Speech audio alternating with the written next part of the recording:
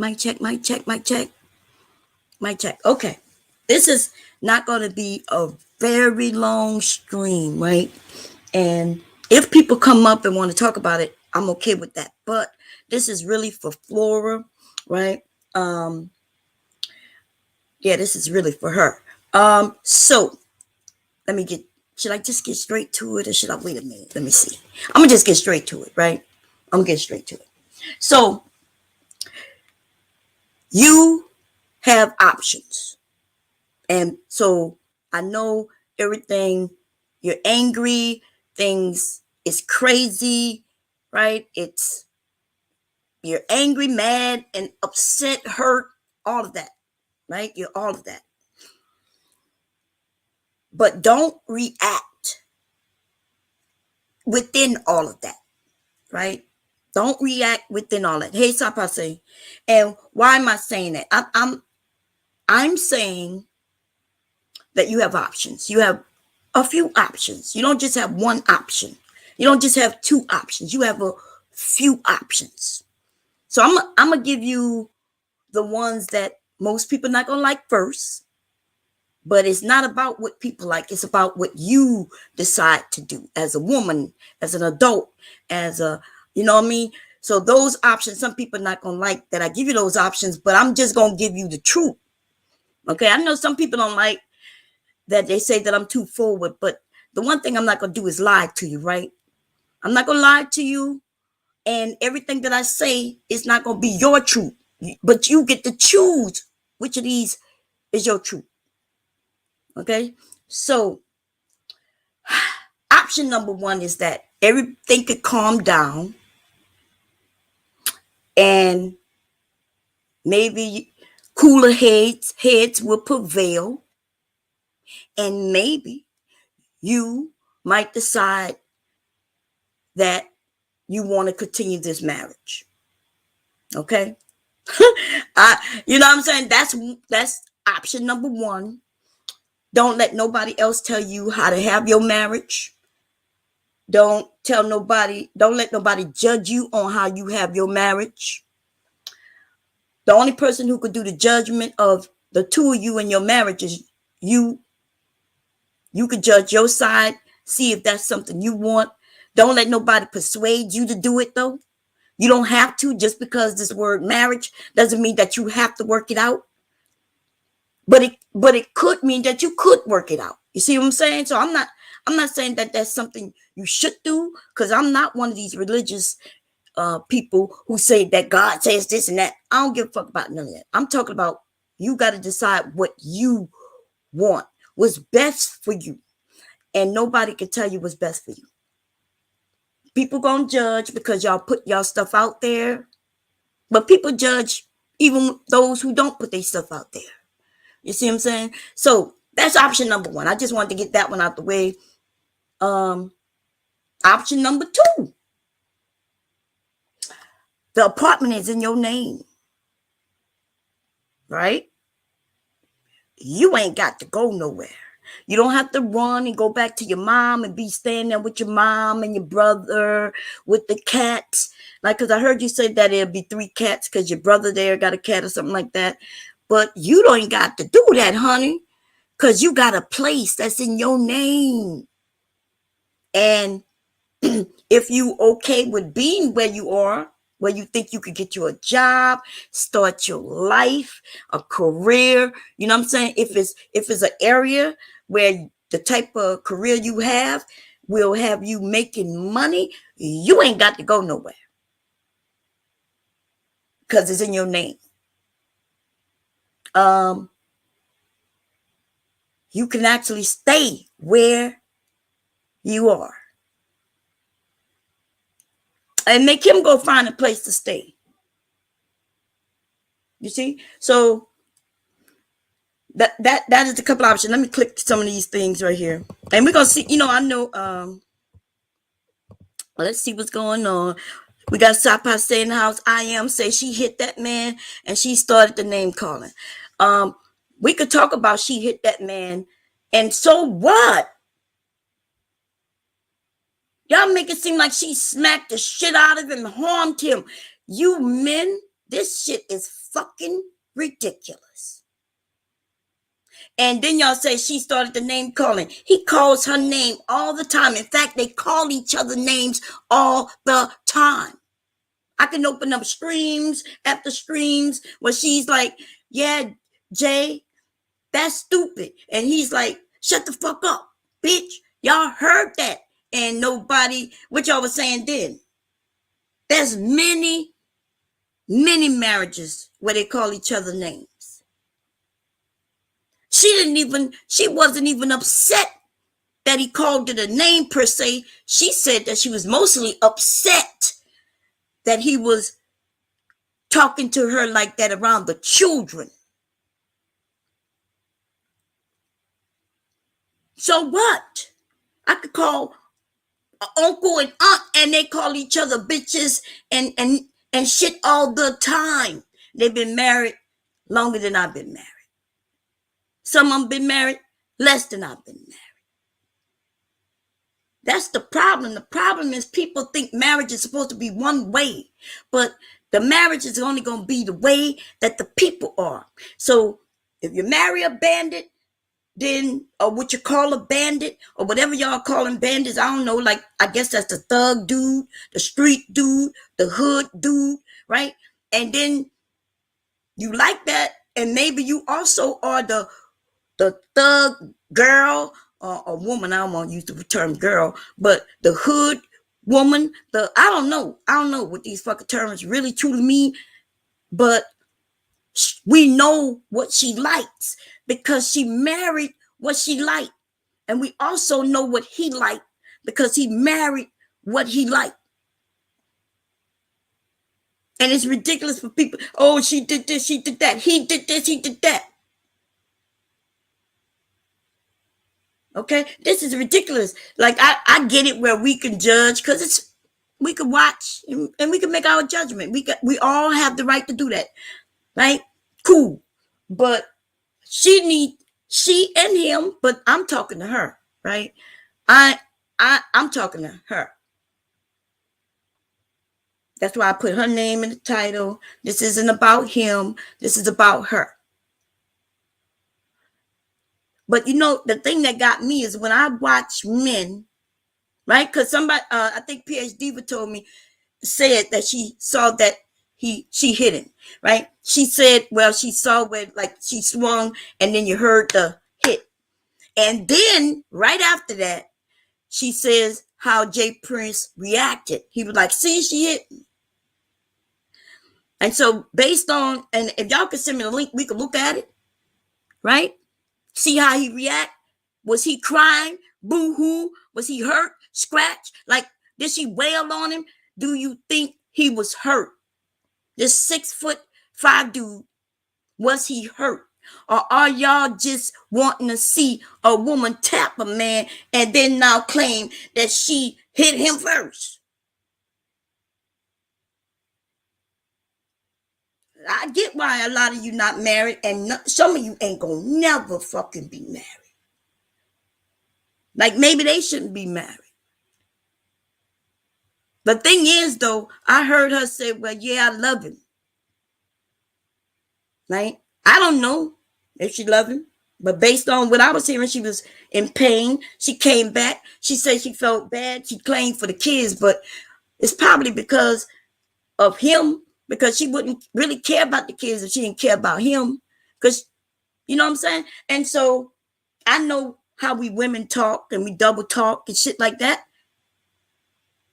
At least we talk though and share our feelings while men hold it in. Y'all want to talk about how she hit him.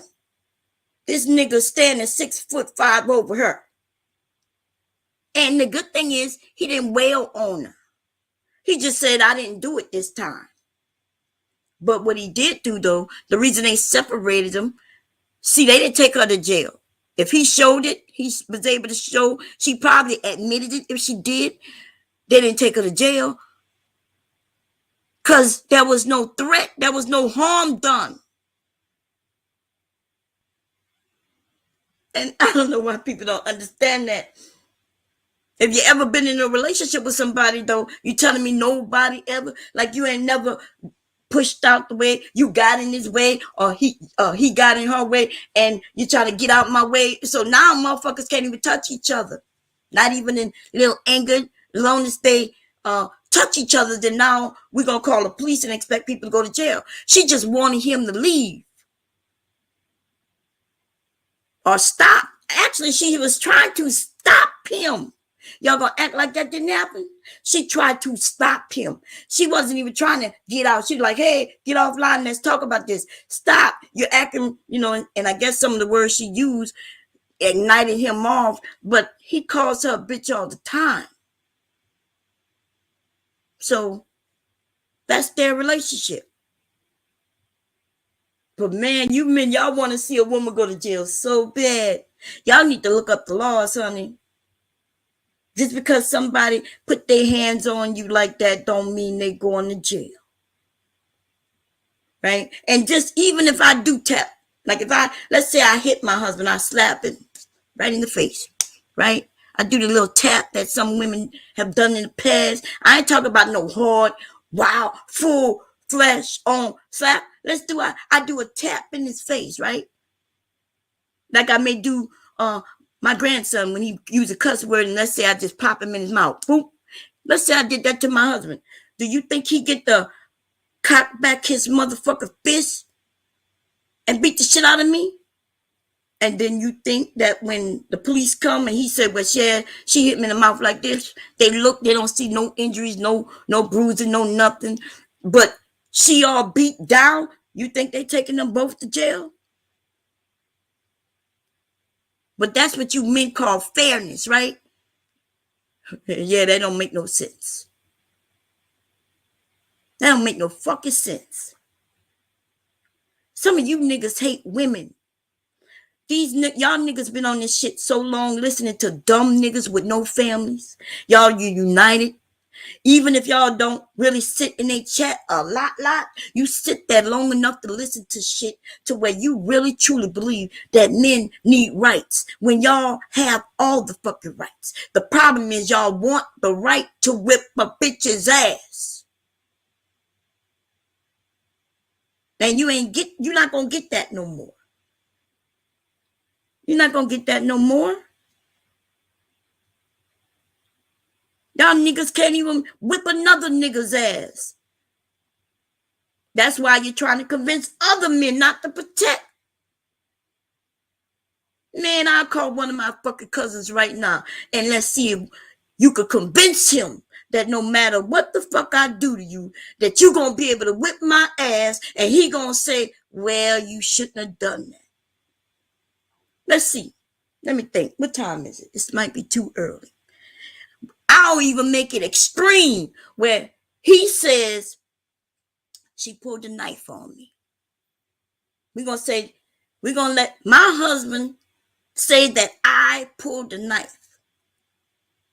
And I'm going to say, well, he was yelling at me. I feared for myself. So yeah, I picked the knife up, but I didn't do nothing with it. And then hubby going to come and wail on me. He going to say, well, she had the knife in her hand. So I went to whip her motherfucking ass. So I called one of my cousins. It's too early right now, right? One of my male cousins, older or even fucking younger. It don't even matter. And see if my husband or any of you men could convince anybody in my family that, yeah, you should have whipped her ass that way.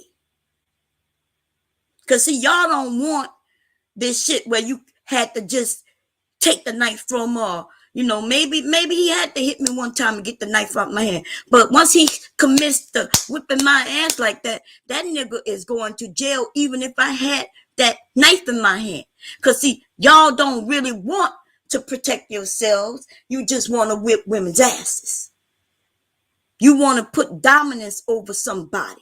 And what I suggest you do is have some fucking kids. And what I would suggest you women do is not have these niggas kids. I'm recommending they have kids. And I'm recommending no fucking woman have kids for these niggas. And let them just go through life being angry.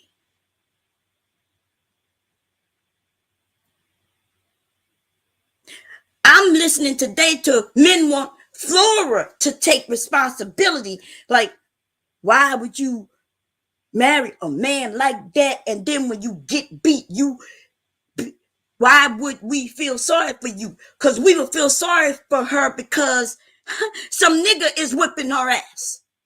That's why.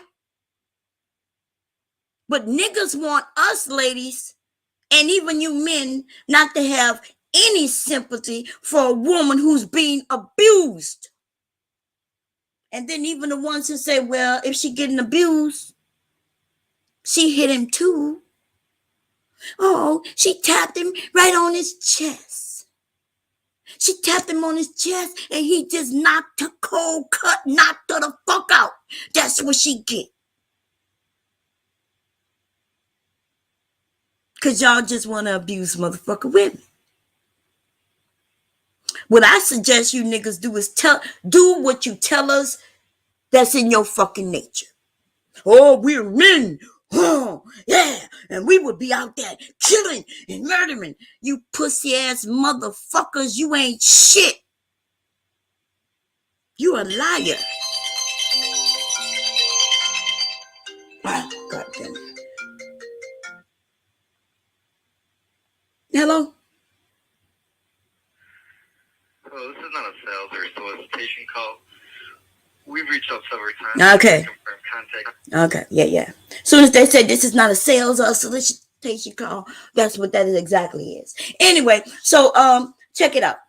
I'm not like our community is all fucked up because of you niggas. Like I ain't gonna lie, like you niggas that came together, even the ones that look like they cool, you niggas are just as fucked up, right? Because you hear it in your mind. Yeah, why should she be able to tap him on his shoulder?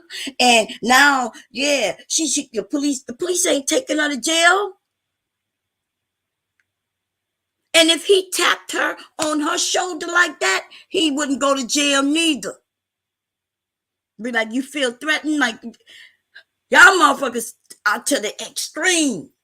Now, I don't know what happened, but what I do know is that Flora has not denied that something happened the first time. And we also heard when Jay Prince said, I didn't do it this time. It's not me this time. Right? If he's walking around the house cussing, she asking him to stop the children. Hey, stop. Right? I don't know what she could have done different than call the police, but that's what she did.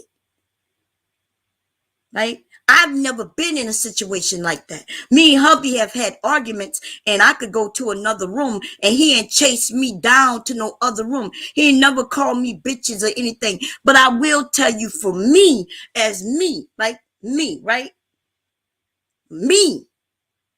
I've never had a man call me no bitches. So if my husband started calling me a bitch, that would be out of the ordinary for him. And I would be fearful of him. My husband stand 6'5" too. I'm only 4'11". If he start doing some shit out of the ordinary and following me, calling me a bitch and a whore, I would call the police on him. And that would be me being nice, me calling the police. You see, because I'm not your ordinary, wasn't raised with my fucking daddy. And my daddy was a nigga who taught me how to use guns since I was 7 years old. Ain't no type of gun there is out here that I ain't never held in my fucking hand, including grenade launchers, M16s, Uzis, bitch. And then I got a lot of them motherfuckers in my house. I'm not the bitch to play with. So me calling the police is me being nice. But I ain't never had to worry about that with my husband because I don't call him out his name. He don't call me out my name. But that's how our relationship has been across the whole 30-something years. Like I said, there are people who use their words differently.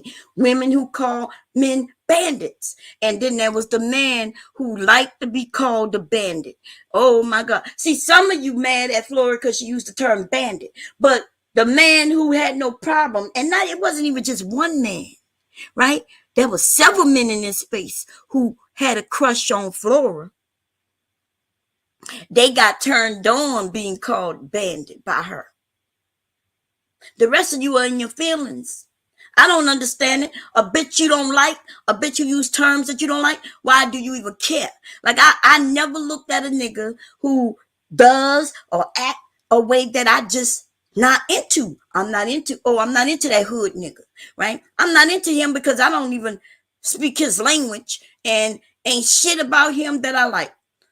They don't even care. He could be cute. He could be gorgeous, sexy than a motherfucker. But as soon as I see and we talk, I realize, okay, that's not my type of dude. I'm not playing with fire like that. Some women like playing with fire. You play with fire, I promise you, unless you are like a flame yourself, you will get burned. Two people being fire, that could work out. They just gonna have, it's gonna be one of them relationships that they probably like. Everybody looking from the outside in may not like that. You may not agree with that, but that that ain't got nothing to do with you. That just got to do with them. I just don't want Flora to think that she's here by herself, out here by herself.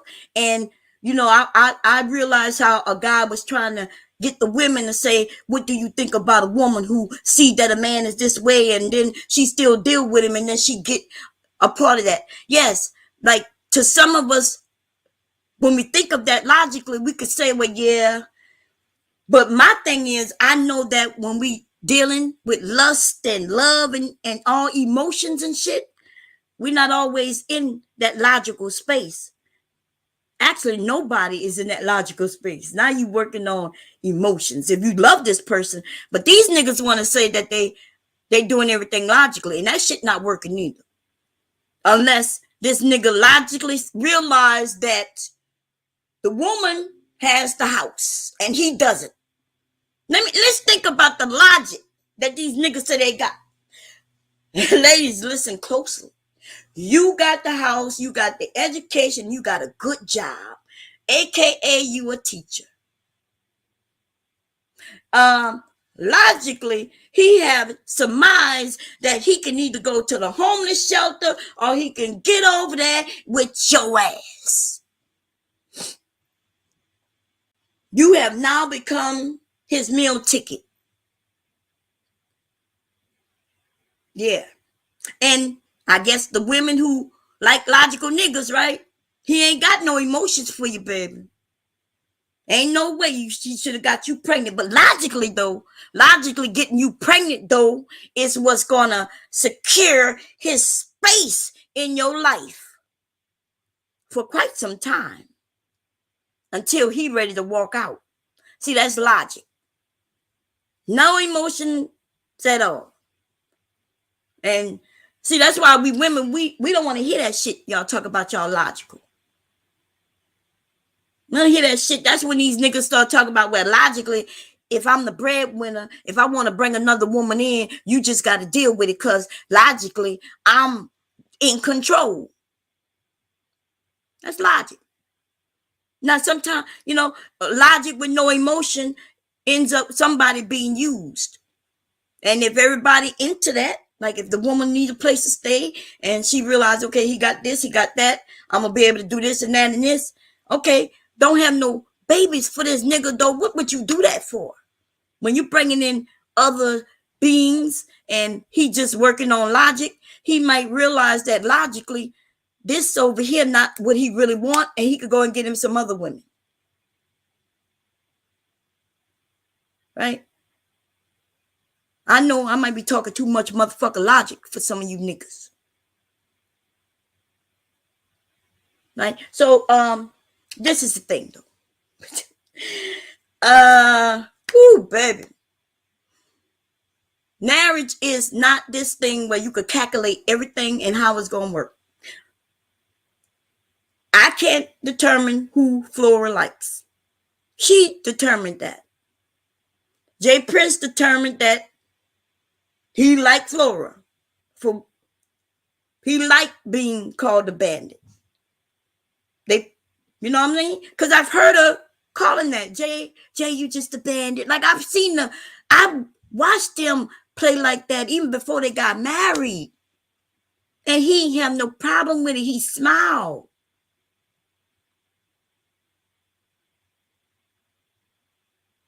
Okay. So, but we like to jump on people due to their situations. But this is a real marriage. And so I just want her to know that she got options. Because this is not just a game. They didn't just date and break up and everybody just, want to talk about it. Like, this is their actual life. And she said yesterday that she loved him. When she cried and said, I love him. Could you love somebody in that short period of time? I don't know, even know how long they've been dating. I don't know. And it's none of my fucking business. If she says she love him, I believe her. Ain't nothing I could do, whether I believe her or not. It's none of my business as far as that. But that's what she said. So I just want her to know that she got options. Maybe, she got options. She can stay and work on it. She can stay and not work on it. But the apartment is in her name. And she can leave. But I wanted to know what the options of her just picking up and leaving is. Because that place is in her name. And if she don't work out some type of way to get out of it, out of her name, which she probably cannot do because they are legally married, if he some way stay and he don't pay the rent, that will be on her credit. That will be on her credit that she got evicted if he gets evicted. She got to think this shit through because you can't act like a child when you're doing adult things. You can't. I'm sorry. I see people may start thinking, oh, yeah, marriage, that's the next step. You got to think logically. Every single one of you who thinking about getting married, you with somebody and you having little issues. If them issues is really concerning to you, then you need to rethink every fucking thing. Take heed to what I'm saying because this divorce, I know people make it seem like, oh, you just go get a divorce. I'm gonna promise you, it ain't that easy. It ain't simple. It ain't quick. And why would you do it if you know you already got an issue that bothers you? That bothers you. People say, well, she's stupid because she got with Jay Prince. Jay Prince said he chokes women. Apparently she like that. Stop acting like she couldn't be the type of woman who like that. She ain't got to come and tell us, yeah, I like that. But we need to assume that she like it. Right? Because we've all heard Jay Prince say he liked to get women angry so they can have makeup sex. I think I've even heard him say he liked choking women in the bedroom. So if that's what she heard, like the rest of us, and even if she didn't hear it directly from him, she heard it from other people. And if she heard it from other people, all she had to do was ask him, is this real? Jay, is this real? She's watched him do some weird ass shit that people may think is weird. She's even been there when he did weird ass shit and she giggled. We can't act like she's not with that. If she said, Jay, you shouldn't have done that. That's weird. Like I can't imagine my 6'5" husband on side of me doing some shit and me on live saying, hey, babe, you shouldn't have done that. Hey, babe, that's not right. You're too grown to be doing that. He'd be like, fuck you talk about, I do what I want. See, I would have already known that that's how my husband is, right? I would have known that that's how he is. I shouldn't have opened my mouth and told him he shouldn't have done that. Like all it did was make it seem more disingenuous, right? Making it seem like I'm just a little different because I corrected him. I told him he shouldn't have done that. But you should have known that he would do that. Or at the minimum, you should have known that when he did it, he ain't give a fuck. That's what he do. And you shouldn't have been trying to correct him. Oh, Jay, no, you shouldn't have done that. You shouldn't have peed in the pool. Or Jay, yeah, that's not right. And so did she marry a man that she wanted to educate? Because that's weird to me. I don't think I've ever told my husband, especially in a group of people, yeah, you shouldn't have done that. I'm trying to think. Because I might have asked him why he did some shit back in the day. Today, I don't ask him why he doing shit that he doing. Like what I'm supposed to be? I'm not his mama, right? And I trust him, and he's not a fool. He's not crazy, and I know who he is. So whatever he do, we do. He might come in and say and take off his shirt. And what I'm supposed to say? Wow, you shouldn't do that. You shouldn't take off your shirt and throw it on the floor.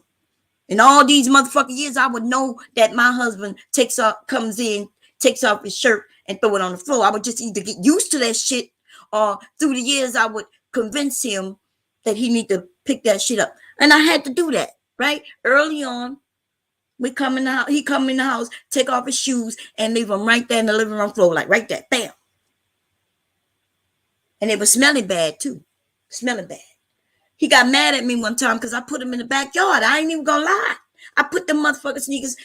I opened the back door and I put them right there.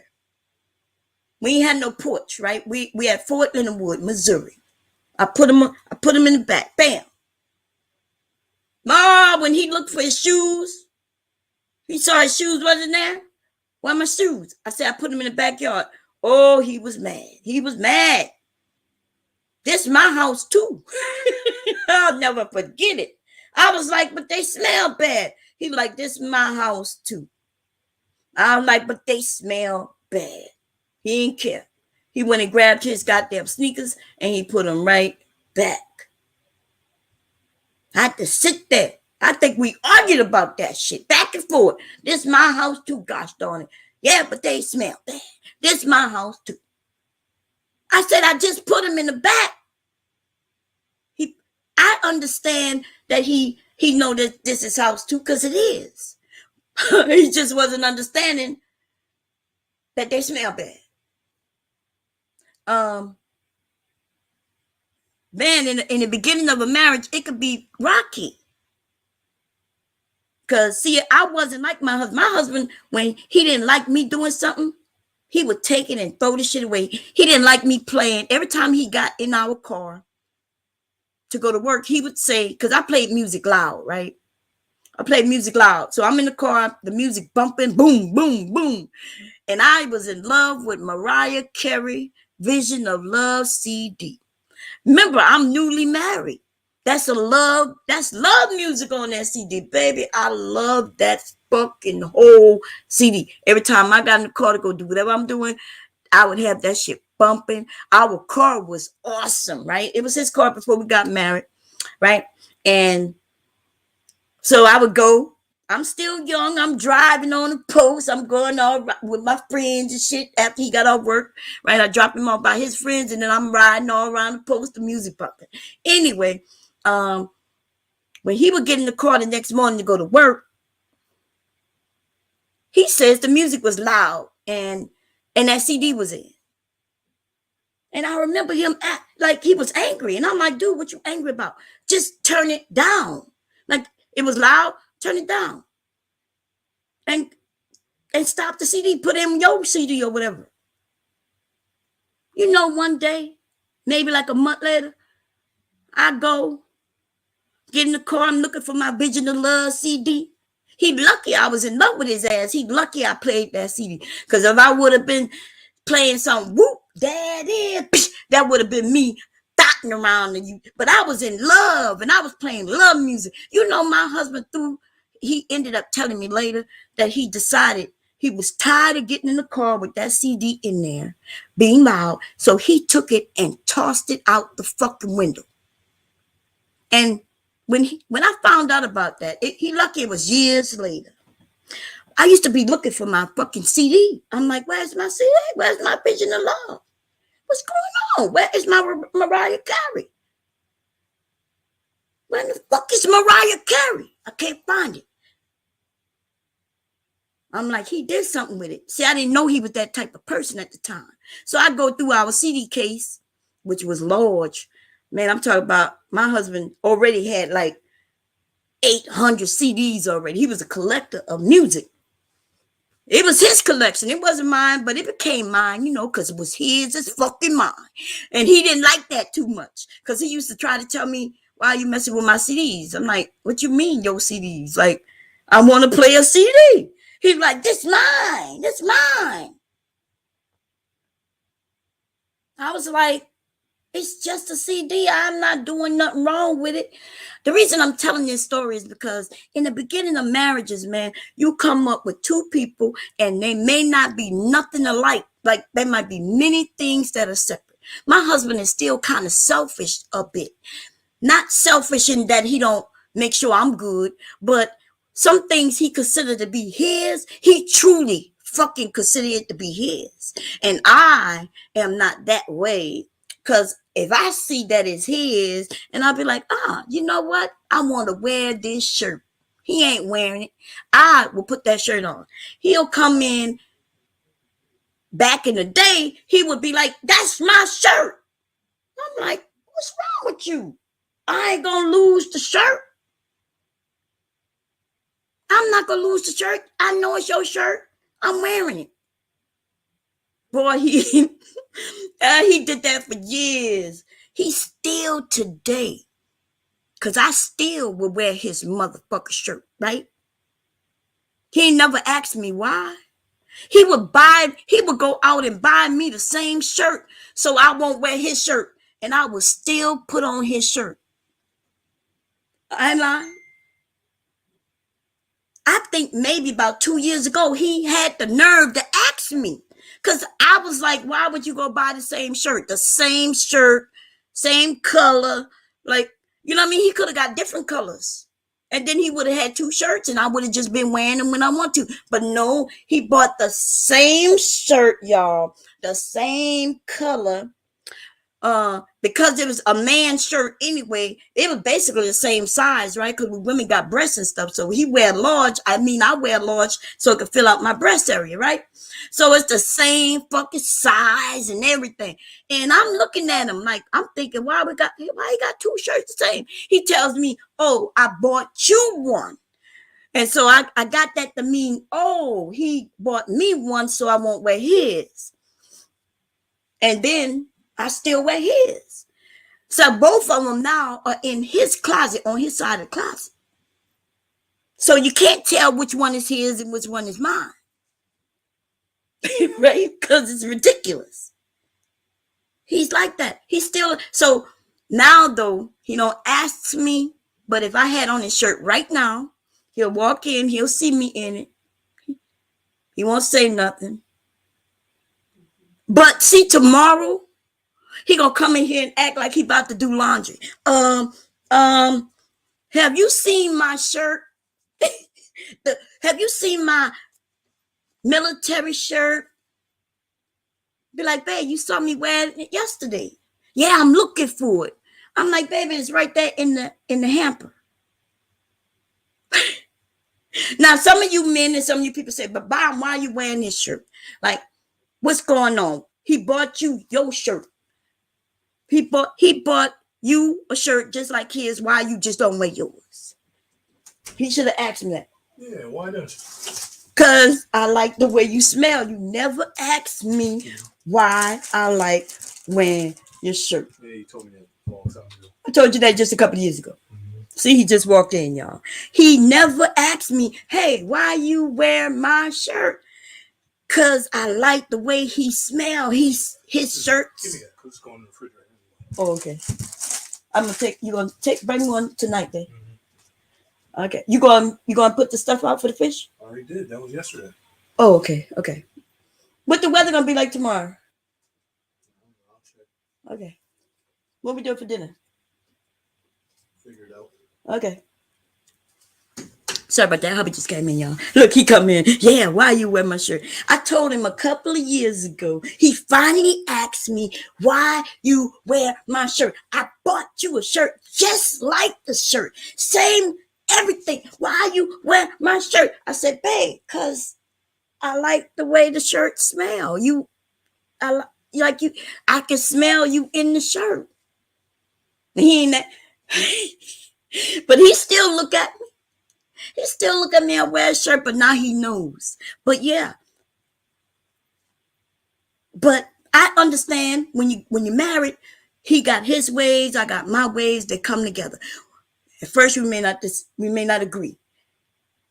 And you got to work through that shit. Now, let me tell you something, though. I'm not saying nothing about no fucking abuse, though. Nobody should be putting their hands on nobody. Not in no harmful, hurtful way. We know that can end up dangerous. So I'm definitely not promoting that. But I'm also saying that it's not as simple. It should be simple when it comes to abuse, but is she considering it abuse? Like, I don't know what happened the first time. I don't know the particulars. I don't know if he somebody say he two-pieced her. I think people was making jokes. I'm not sure. I don't know. I didn't even ask him. Man. The honest truth, I don't care, right? Because we already know that people are not going to be honest about certain things as they shouldn't. You ask me, did I beat my husband's ass? I'm going to tell you no, even if I did. But I can assure you, I couldn't beat his ass, right? We both military. He stands taller than me. Like, that would have not been a competition. I would have had to pull out a weapon on him if we was that type of fighting, right? And I wouldn't have been with no man that I had to fight. My dad never put a hand on my fucking mama. I ain't never seen no shit like that in my house. I ain't never seen no shit like that. And then I had uncles who would have took care of my daddy if he was. I had an uncle who whipped one of my aunt's ass. And she kept that shit a secret. The only people who knew about that shit was us children. And we were young. It wasn't like I went and told my mama, yeah, Aunt Vera getting her ass beat by uncle, you know. Nah, I never told my mom that because I didn't know. I was young. I know now, I'm looking back at that shit as an adult, I realized what's going on. But she had left him way before and I was an adult. And my uncles would have fucking killed him. It would have been a war because that family right there, that part of my family, my mom and her sister married two brothers. Can you imagine my uncle killing my dad's brother because he was whipping my aunt's ass? Woo, baby. But that's how my family's made up. See, back in the day, in my family, families got together and let the daughters and the sons introduce themselves. And then they married into this family. There were several families that they can get husbands and wives from. That's right. Several families. In fact, 5 families that I could think of that they had daughters and sons. And everybody in this family married somebody in one of those 5 families. And not only just the motherfucking my parents' generation, but my generation did that shit too. Except me, I left the motherfucking state. I'm getting out this bitch. I got out this bitch and met somebody from a whole nother state. Okay? I had to leave Louisiana. I love Louisiana. Not really, but really, you know, they got some things I like about it. I like to visit that bitch, but I ain't never going back to stay in that bitch, okay? Unless I'm an old woman and just want to be sitting on the pond fishing and going in the back hunting. When I get to that level, I'll move back to that bitch. But nah, no, sir. Anyway, I don't want to raise no kids, not no girls, not no boys in that state. I'm sorry, Louisianans. But y'all motherfuckers got to stand up, black people, and shake a little, because y'all acting scared than motherfuckers down there. Anyway, so what I would say, though, back to marriages, it's not that simple, y'all. Two different people, and they older, right? And she younger. Because I just realized this yesterday after I did the video, and I was like, damn. And then somebody reminded me, no, she's like probably late 20s, at the oldest, early 30s. And I was like, damn, like, yeah, she's young. And so that gave me a different perspective, because I didn't take myself to the younger me. The younger me, I was a little more, I wouldn't call it hard-headed, but I was a little more, I'm vibrant, I'm young. I wouldn't have married a man so he could be my daddy like some of you men want. You want children. You want to marry children. I saw a man showing the list over there by Sharon today, and talking about the strong versus the strict. And you notice how they do that to us women? They put us in these categories, and they try to tell us, well, one is bad and the other one is better. And the one that's better is so helpful to men, right? Because she needs to be doing all of this to her husband. Like, she needs to walk in a room and brighten up this nigga's day. But on the strong one, when she walk in the room, she darkens the room. And they're like, what, how she darkens the room? How am I coming into a room darkening your day? How is that my responsibility, that when I walk in, you get upset? Because see, that's what darken the room mean, right? That I made everybody in the room, or somebody in the room, make my possible husband, I made him feel bad. I put a weight on him. See, they don't want to give us power, but they give us power, right? Because we got enough power to change his whole attitude when we walk in the room, but they tell us that we shouldn't have none of that power. Unless we coming in lighthearted. And we got to brighten up this nigga's day. So that even on us. That's on us to brighten up his day. Maybe he's not the type of dude who like a bright day. We forget about those people. There's a whole class of people who just sit in misery. They want to. They like that. They like the fighting back and forth. It makes them vibrant and make them feel good. We hear some people come up here and say this shit, and y'all don't like it. Y'all be like, well, he's a little too harsh. Oh, we don't agree with that. It don't matter if you agree. If people are saying that's how they are, that's how they are. And we know that's how they are, because we keep seeing these women getting in relationship with men just like that.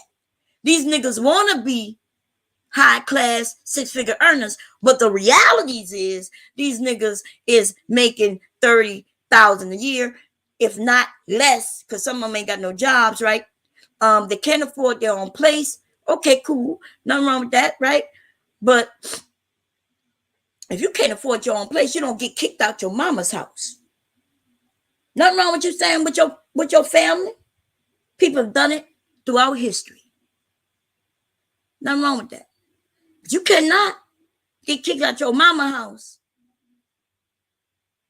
if your ass. So if you homeless because you got kicked out you better follow them fucking rules that's set forth to you. You better get a job so you can stay out of that house. You better do something. Niggas getting kicked out their mama's house and other women are picking them up. He wouldn't even listen to his mama, girl. The mama got tired of him. You picked him up. Lift him up before you go. You lift him up before he go. Y'all might not know that song, but anyway, y'all got to stop, baby. But if you do it, and if you like that, like even in that case, I'm not gonna say no congratulations, but what I will say is good luck, honey. We too old for that shit right there. We too old.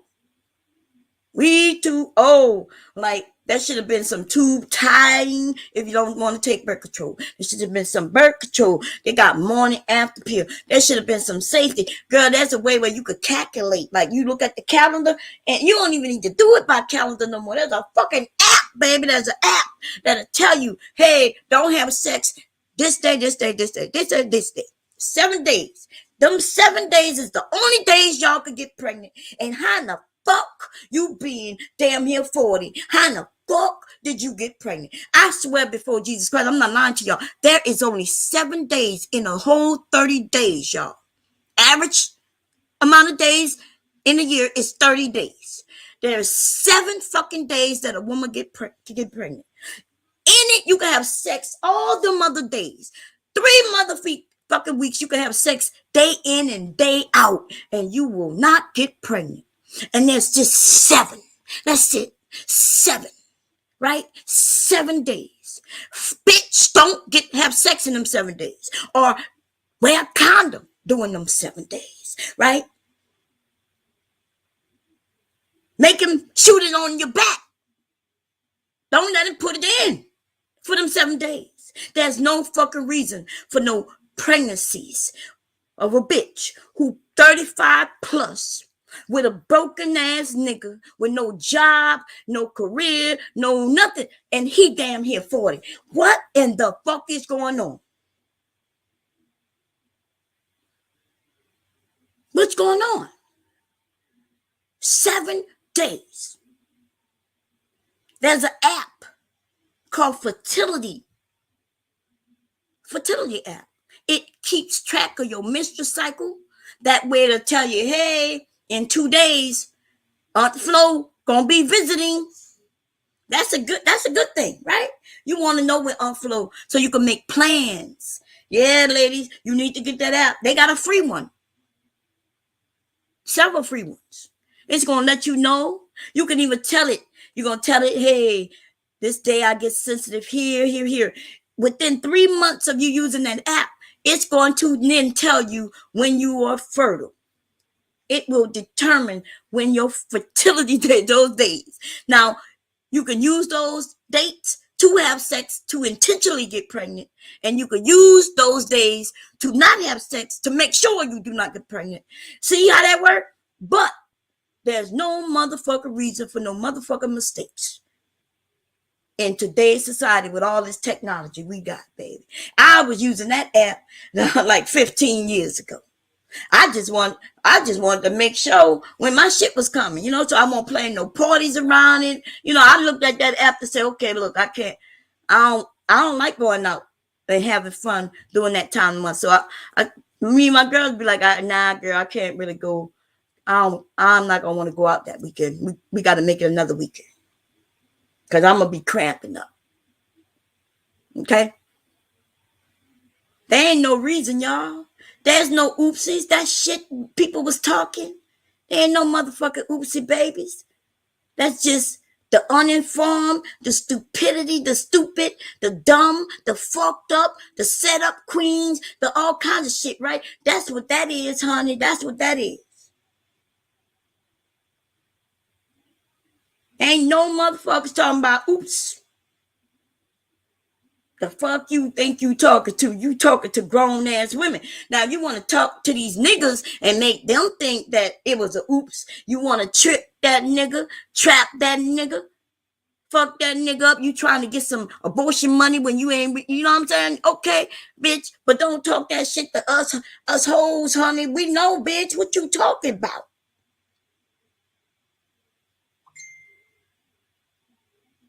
You know. And if you don't know, then where was your mama, your grandmama, your girlfriends, hoe? We got, like, you ain't got no girlfriends. I got to stop being mean. I'm getting a little too mean. Okay, I'm gonna tone it down a little bit. Okay. Hi, Dawn. Hi, everybody. How y'all doing? Listen,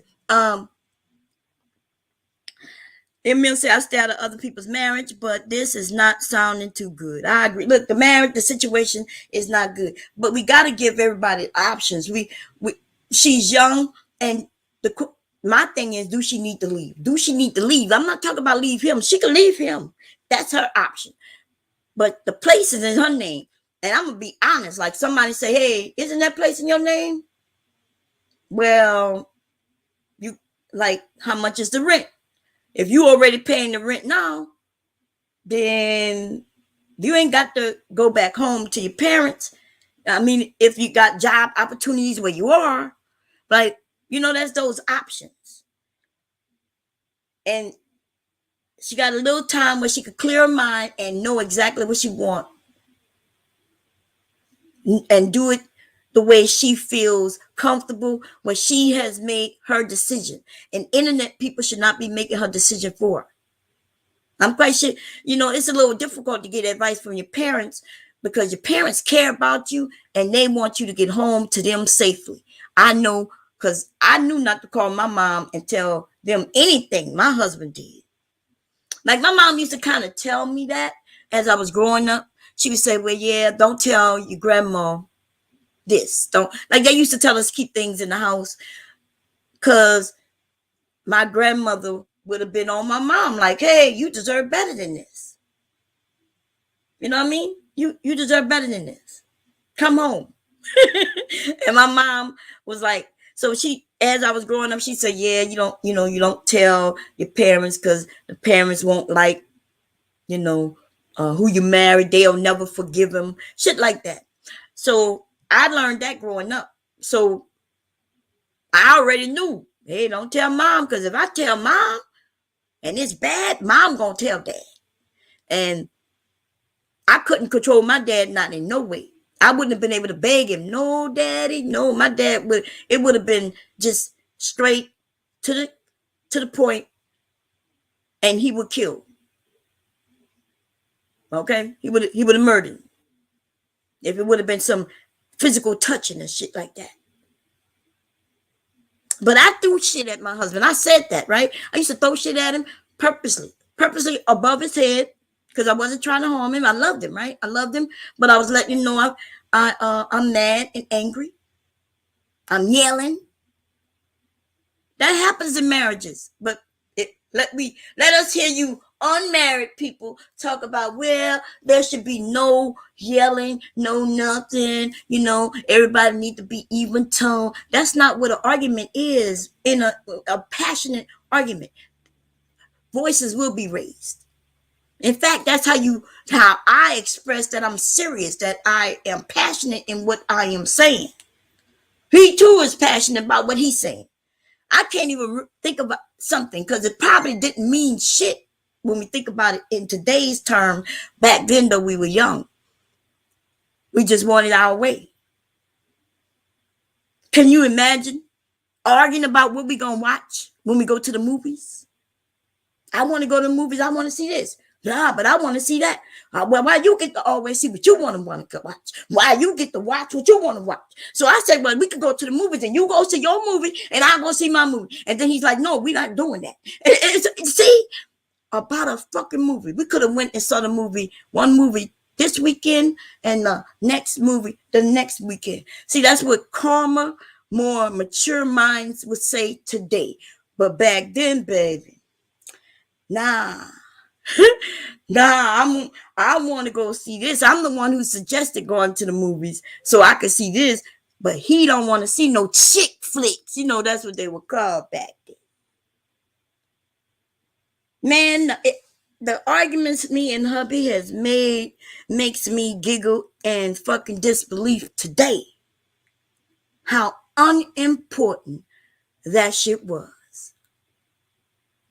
Unimportant. But when you're young and when in the moment, it means something to you.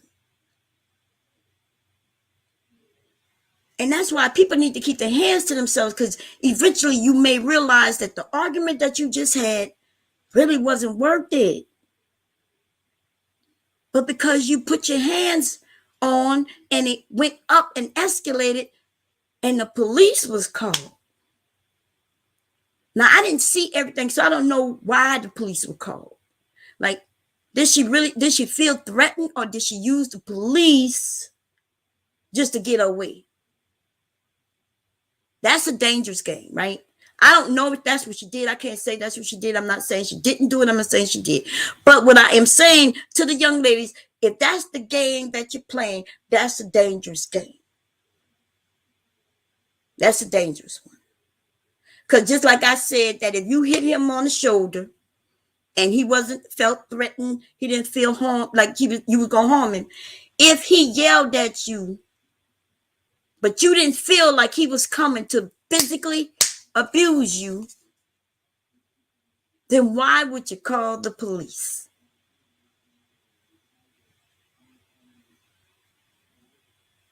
Why would you do that? And that makes you dangerous. That makes you dangerous. I wouldn't have my sons play around with no little girl playing those games. So I had to teach them. I educated my sons growing up. Hey, don't put no hands on nobody. She acting up, walk away. She hitting on you, do not. Just walk away.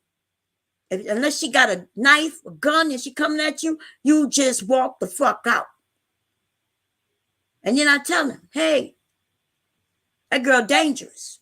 If you continue to mess with her, just know you putting your whole life on the line. You putting your whole life on the line. Fucking around with her. Because she knows she could call the police. Now, the police need evidence. The men are the ones who tell on themselves. You think that you just being honest and you could say shit. You be like, she hit me, I grabbed her. Soon as you say that, you going to jail. She probably going to jail too. You done already admitted to grabbing her, holding her, restraining her. I told my son, nah, baby, ain't no motherfucker restraining. You get out and you call the police.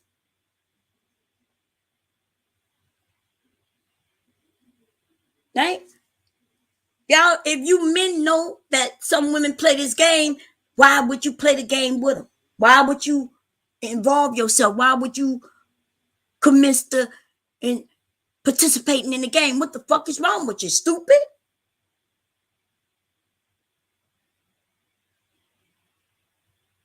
You stupid? She hit you, it didn't harm you. You ain't call the police on her because you wasn't threatened. You raising your voice. But she used to be called the names. I don't understand, but maybe she felt like he gonna hit. Now, but for the fact that it's been said that he hit her before, then that's why she may fear that he about to do this again. I don't know.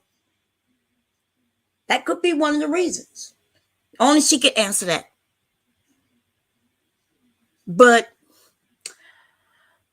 the games, baby. The games. There's so many people playing games. There's a lot of y'all playing games. Like some of y'all be in the chat, y'all be playing games. Y'all not being honest. Y'all not being truthful. And all y'all, you know what I'm saying? Y'all pick a side on whose side you want to be, but you're not being truthful, right? And it's just like, well, nobody, like for me to say nobody should put their hands on nobody. That is a fact, right? That's a fact. Especially in anger. We talk about it in anger, in the way in which you harming someone, right? That's true. That when we think about it, that's what. But then I'm saying, okay, within the relationships, a push here, push that may happen. People, oh no, Bob, you can't promote that. I'm not promoting anything. I'm telling you what happens. There's a difference, right? Reality versus what y'all got in your fucking minds. Reality versus what you got in your mind. It will come out your mouth. But there's a reality though. There's so many of you fucking women, you know you have put your hands on men. And yet you'll sit here and you'll say, yeah, a woman shouldn't put her hands on a man. And like I said, well, you didn't really hit him that hard and he cocked back and fuck you up. Yeah, he shouldn't have done that. But the men are saying, keep your hands to yourself. Right? Keep your hands to yourself. You know if that man is capable of cocking back, fucking you, and punching you like that. Some of y'all just don't want to see it. You don't want to see it. You don't want to see it. You need to open your eyes and see who you laying with. That psychology shit that y'all be fucking around with, that shit got you fucked up, baby. You know, you got to go through the history of psychology. There's been many things that's been spread throughout the centuries that they found, well, that's not true. We gotta mess around with this a little bit, come up with a different term, and give it a little different definition because they trying to get closer to psychology, how the mind work, right? But but motherfuckers ain't never telling the truth though. Motherfuckers ain't never telling the truth. So you ain't gonna never really get the true answer because some secrets are held back. Like, ooh, well, I did touch him in the heat of anger. He was really angry, and or I used the word that I know will provoke him. You know, like I know that if back when we were younger, if I would have told my husband, like when he was yelling and I was yelling at him, if I would have said, yo, mama, oh, baby, that would have got him heated. It wouldn't have only got him heated, but it would have got me heated too. I would have been so heated. When I threw shit at him, I would have hit him. I would have aimed to hit him. Like there's certain words that just would have got me so fucking mad. Now it's like the gloves are off and it would have been over. Now, because I know that about me, I also know that about him. So I know that, hey, when it comes to my mind to say this shit, I stop myself. Oh, no, don't say that. I know not to say it because I know it will piss me off. So, example, if you call a man a retard and you know he don't like it, you essentially have drawn first blood. See, women like to talk about hitting, but see, I'm saying the hit is not really the hit. See, you just have to wait for it. The hit that she did, that's not really the hit. The hit is calling him something that you know is going to make him go up 100 notches. That's the fucking hit. We women know that our tongues, we know which words to use to cut a nigga low. You know that man don't like to be called certain words. Even if he call you bitch, apparently you ain't have no problem with it. You call him dumbass nigga, you call him bandit, you call him this, you call him that, you call him this. Y'all know that these words, these are safe words. These are okay. Y'all gonna yell at each other and get that out. But then there's those words, right? Those hit them below the fucking belt words, right? That's when she first drew blood, baby. That's was the hit that made him go up notches. Calling him a word that maybe other people have called him before as he growing up as a little boy. He take that shit serious. He don't like that shit. And you throw it at him.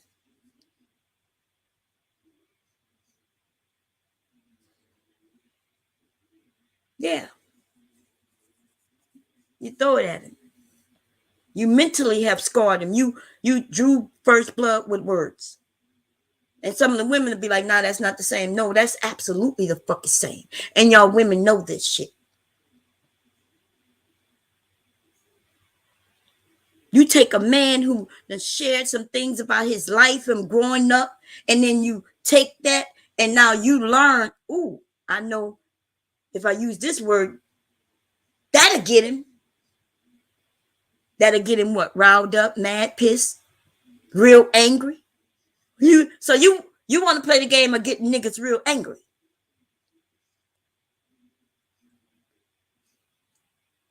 Yeah. I don't understand it. Y'all dangerous. Y'all dangerous. If y'all thinking these niggas not willing, these niggas are willing to knock you the fuck out. And then you want to play with them like what we have death wishes or something? Or maybe you like being the victim. Right. You might like being a victim. You push this person who we already know, like he tells us everything. He speaks on shit. We already, like, everybody keep asking why did she choose him? And sometimes you got to say, well, why didn't she choose him? If she want to be the proverbial victim, if you always want to be a victim, you choose somebody who you will assured to make you the victim. These girls playing games, baby.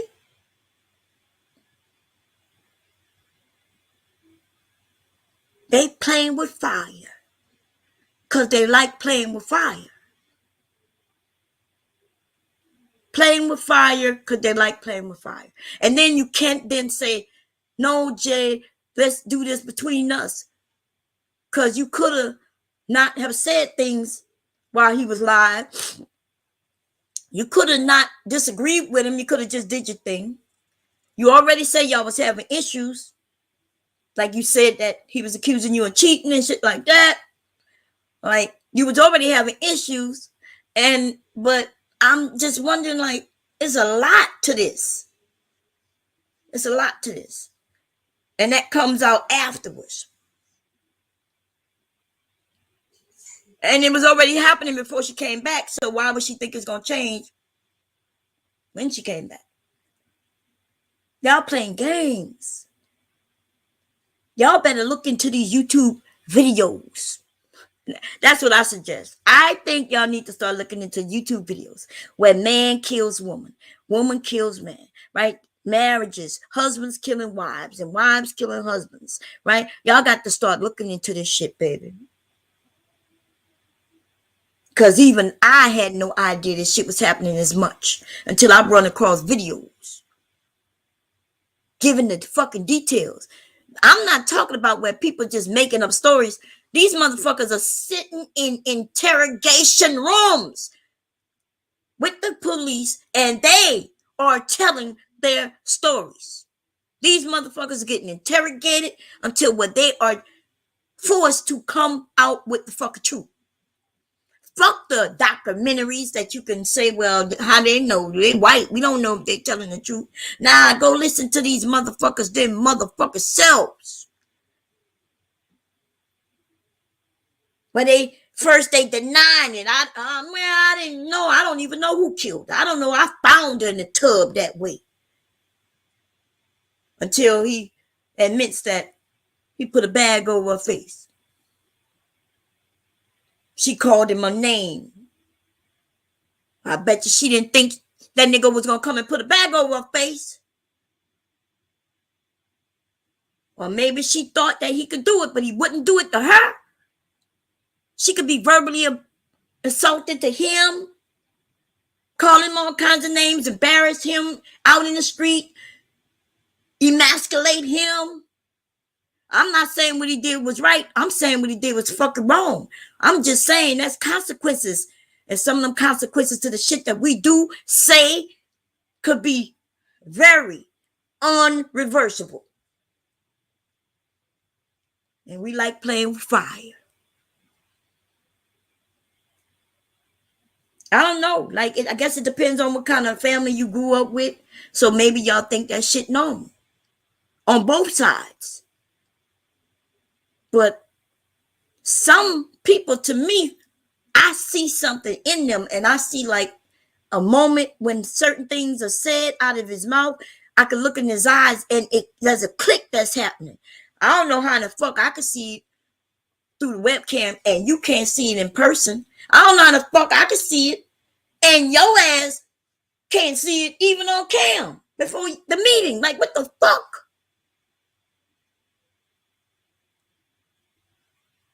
When Jay Prince started talking about fuck these women and fuck this, you can look and you know in that moment and when she's saying those shit, he is not laughing and he is not fucking joking. You can see it. I can see when it's something in his head that clicks and he is a whole nother motherfucker, not the one who laughing and saying, how y'all doing, everybody? That's a different Jay Prince. I'm talking about when he say the things he say. So that man snap on you and he don't realize where he at. Maybe that's why I get on webcam so he can stay at least conscious where it don't go overboard. Maybe that's his way of at least staying in the moment. But I would, girl, like, what the fuck are you ladies doing? Y'all meeting men who can act one way in a moment. You don't know who these motherfuckers are when you meet them. And then y'all ass is not just meeting them, but you going to them I ain't never seen no shit like this. I don't know when this shit started happening, where women getting flued out, because like when you want a trip, so getting on that plane is worth your fucking life. I have never in my motherfucking life ever seen no shit. Who teaching you this shit here? The nigga's supposed to come to you, to your space where you are safe, right? You are safe. If he could get the hotel in your area, but no, you bitches got to fly. You want to tell people you got flued out. Your bitch ass get flown out and never be seen again. Y'all are some dangerous little motherfuckers. This generation, I don't know what the fuck is going on with you women. I don't know who taught you this shit. But the nigga's supposed to come to your safe space. You get to know him in your space where you got safety, right? Because you know where you are. You ain't gonna get lost trying to figure out how to get back to the airport. Like the nigga he done took the ticket away because you ain't giving no pussy. Now the nigga say, oh, you ain't giving no pussy? Well, here you are, you stuck here. Bam. What the fuck? How you put yourself in that predicament? That ain't what it's supposed to be, young lady. You acting like you ain't no young lady. You ain't acting like no motherfucking woman who loves herself. You acting like something else. Like you will do anything. Put your life on the line for a flight, bitch. What the fuck? Where is your mama? Give me her motherfucking number. Give me your mama's number, because I have so many fucking questions. That nigga, see, a nigga who ain't meet your family, he ain't got to have no respect for you. He ain't meet no man in your family, not a motherfucking daddy, not an uncle, not a brother. He can't even put no respect on him. He ain't never even seen them bitches. He ain't seen your mama. He ain't seen none of them. Girl, are you crazy, girl? Y'all be wondering how these men is so easily to snap on your ass, because ain't nothing in the back of his head that says, ooh, I better not mistreat her because she got some people who gonna come over. Your neighbor's not even rushing to your safety no more. These niggas to convince men to stay out of it. And your ass, you want to be grown, but you don't want to act grown, though. Y'all dangerous. Baby, y'all dangerous. Lord have mercy. What in the holy fuck? What in the holy fuck? My husband knew, like every man in the, not every man, but there was lots of men my husband met, right? We had a barbecue before the wedding.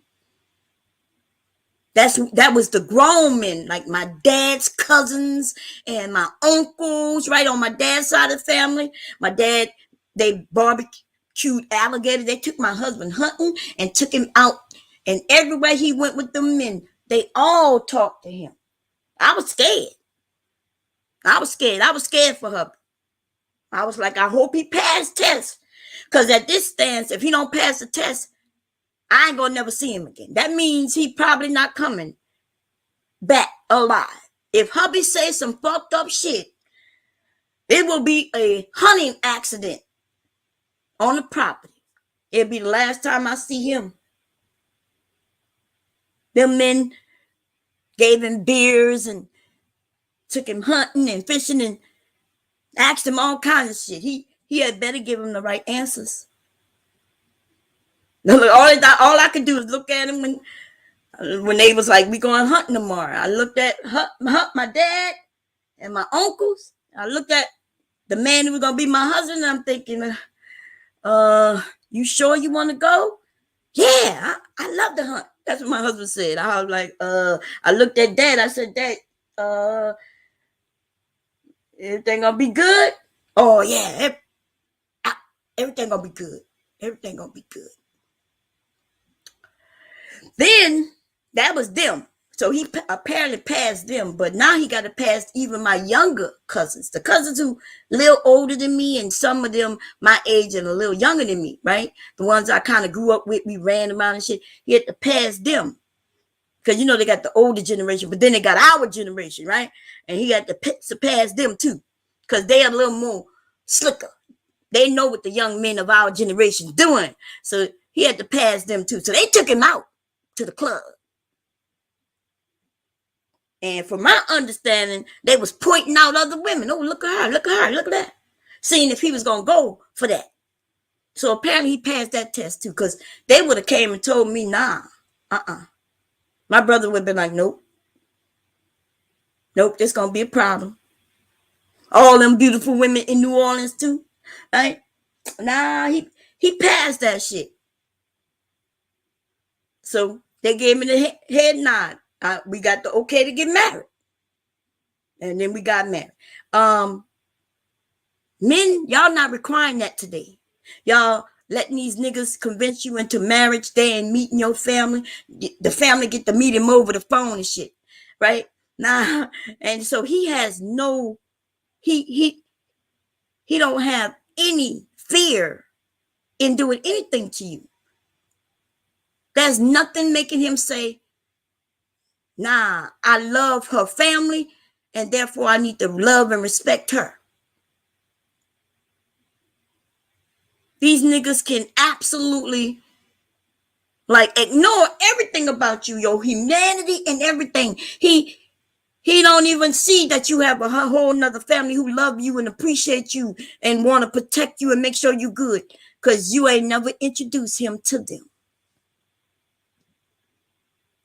He don't see how you react with your family and your family react with you. Even if y'all cussing each other out, you still see the love there, the respect there.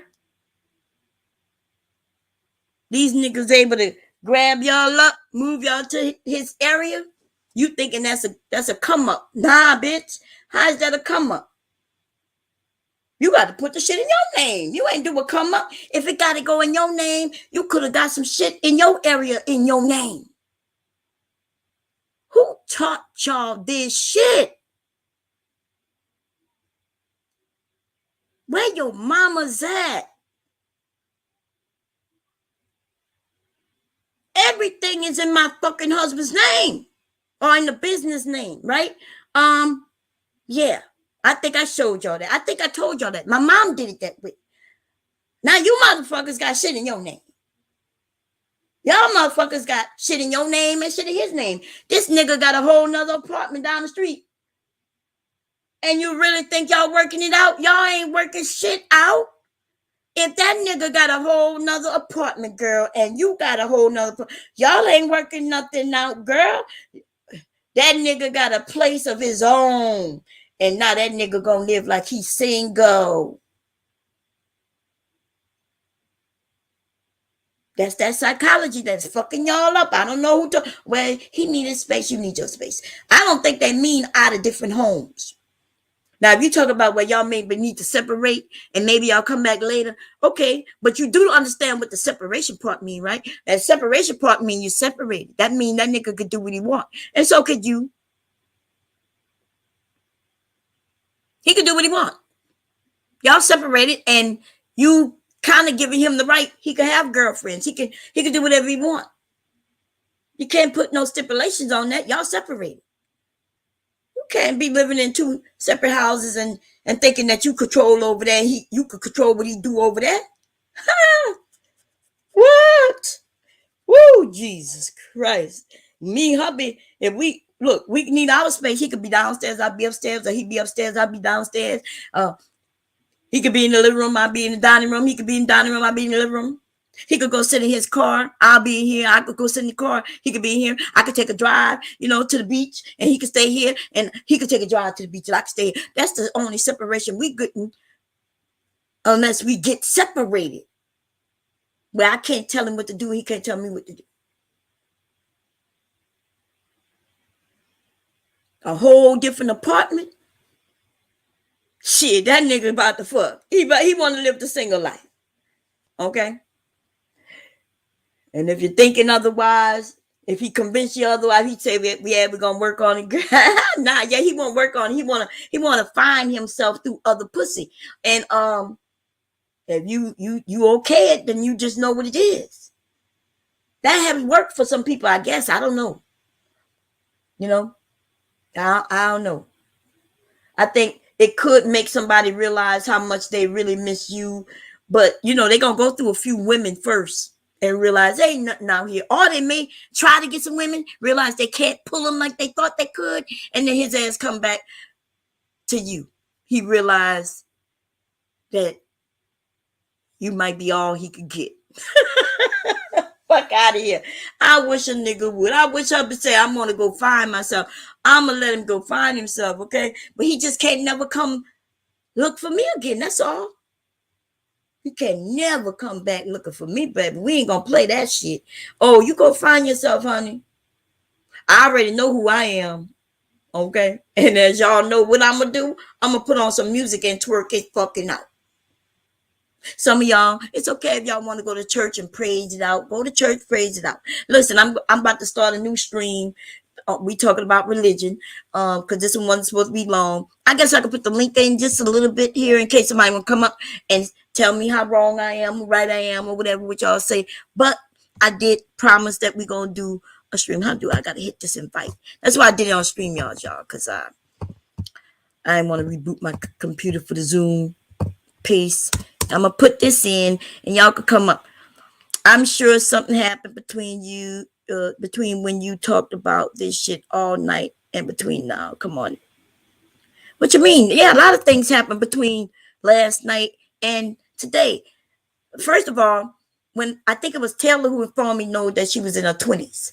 Y'all, because remember at first I was talking about Daryl, right? And then somebody said, hey, she lied. What was going on over there? So what I'm saying is, marriage, y'all, is not as simple as, oh, she did this, he did that, it's over.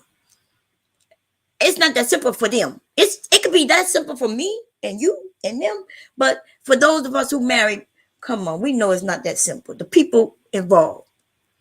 So people should be supportive of her, and remember, this her name is in the title because I'm letting her know that I'm supportive of her, right? I'm supportive of her. It's not about beating up on her, but yeah, I'm gonna ask the question. Like when things come across my mind, I'm gonna ask the question. It might be a hard question, but at least they're not stupid fucking questions. What is so stupid about how could a woman, go to a man she don't really know area and move away from her fucking family?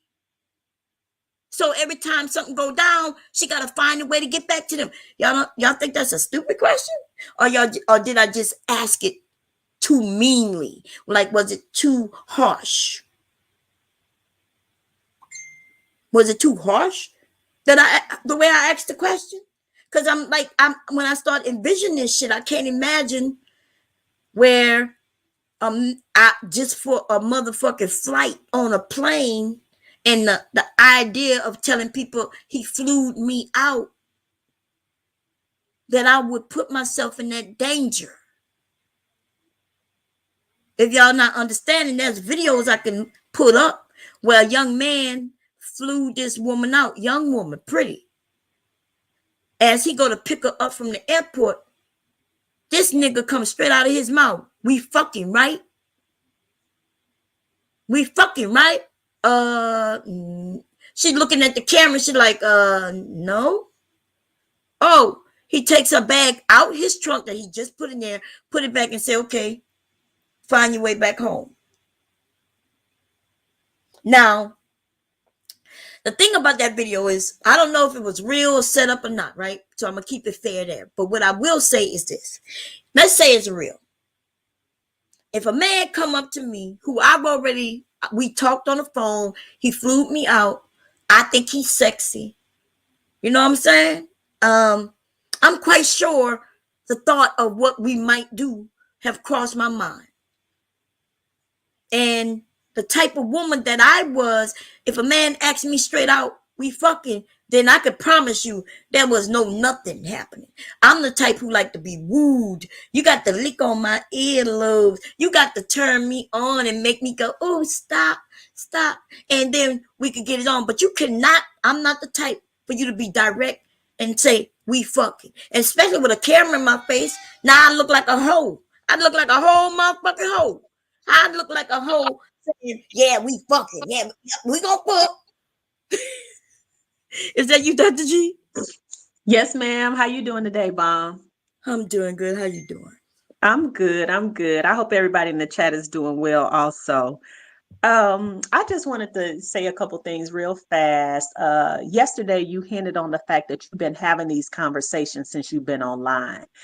And I just have to say, since I've been following you, which is probably since 19, you've been having these conversations, right? You have a wide variety of conversations, but you've been having these conversations for the women. That is a fact, right?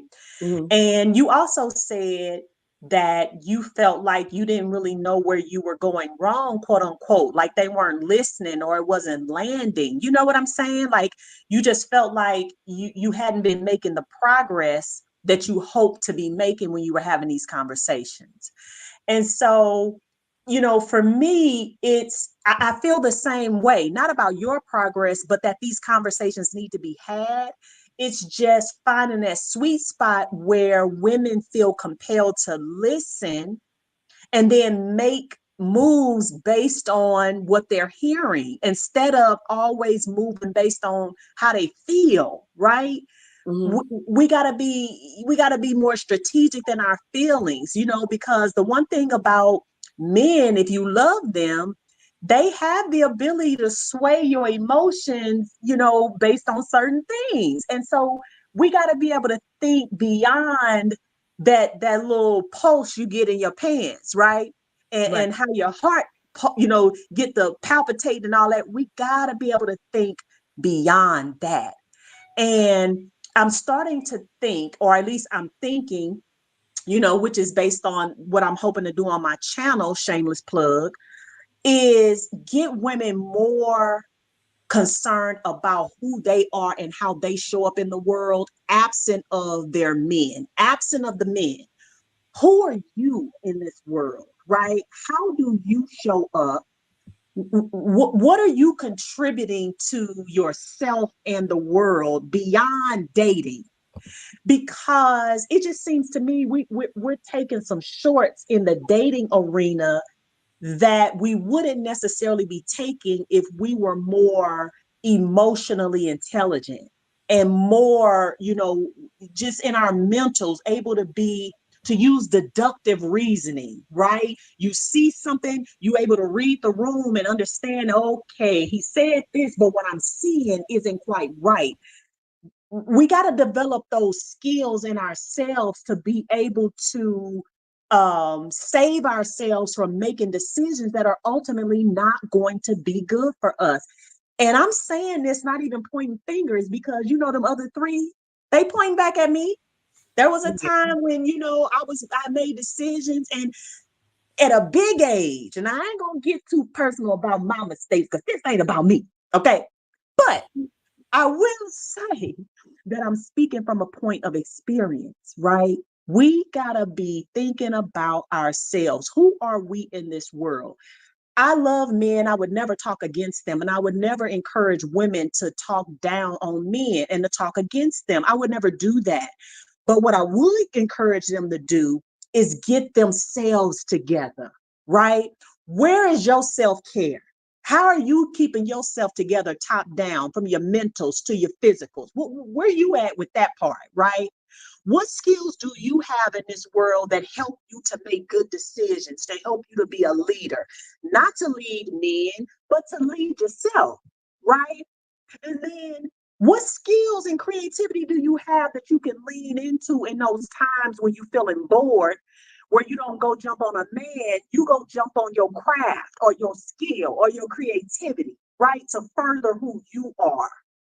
That's where I'm hoping to make an impression, with my channel. I really am. And I'm going to lean on you, Bob, because you got so much wisdom. I'm telling you, it's like, and I just made a post about this, it's like sitting on the porch in the summer as a kid, listening to the grown-ups talking, and then they see you concentrating and they tell you, stay in a kid's place, get on away from Right. kids. Right? That's what your channel gives me. It's like I'm listening in, and it's like I shouldn't be, because this grown folk talk, right? but it gives me that warm, familiar feeling about stuff that I need to know about, but that the adults didn't always tell us about, that they didn't always prepare us for, sometimes. So that's Right. my 2 cents, ladies. Subscribe to my channel. Let's get these conversations going in a way that really help us to move forward as women, separate of your dating life, separate of your sex life. Let the men do them and let's develop ourselves. Because I'm going to tell you, if you get yourself together, the wrong man won't even be able to speak to you. He Mm. won't even be able to get your attention if you got yourself together. You believe that one though? Because the I wrong do. man look like everything. He could be of a certain income level. He could look a certain way. He in all spaces, girl. It's okay. So I just think that's that, but I think that once you get to a certain self, when you reach a certain amount of esteem about yourself, though, you just gonna be able to kind of move past the BS a little bit better, and you won't be so eager. You know what I mean? Like, we all take shorts. We all fall for the okie doke from time to time. And I don't mean to insinuate that I got a magic pill for how we do that, right? That's not what I'm saying. I'm just saying, be your best you, so that at right. the end of the day, you attracting things that resemble your best you. You know what I mean? And not this lowly kind of, listen, I don't know, but I want us to figure it out together. How about that? Yeah, put your link. Make sure you put the link in the chat. You know you got the right to do that. Hey, PhD Diva, Hey, Hey, Mom, how y'all doing? we're hey, doing good. How you PhD doing? Diva. Good, good. Um, so first off, what I heard Dr. G saying was she didn't know how to ear hustle when she was young, right? That's why she was getting shooed away. Baby, you got to act like you doing something, like you over there playing and be getting all the tea.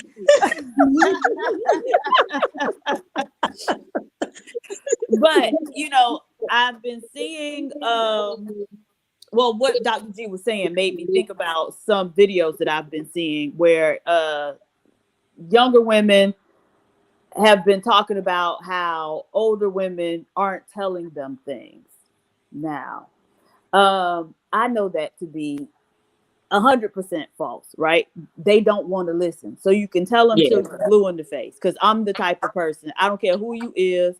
I don't care, where I encounter you. If I see something, I'm going to tell you, right? Even if I got to end up fighting afterwards, right? Which Right. I almost have on several occasions.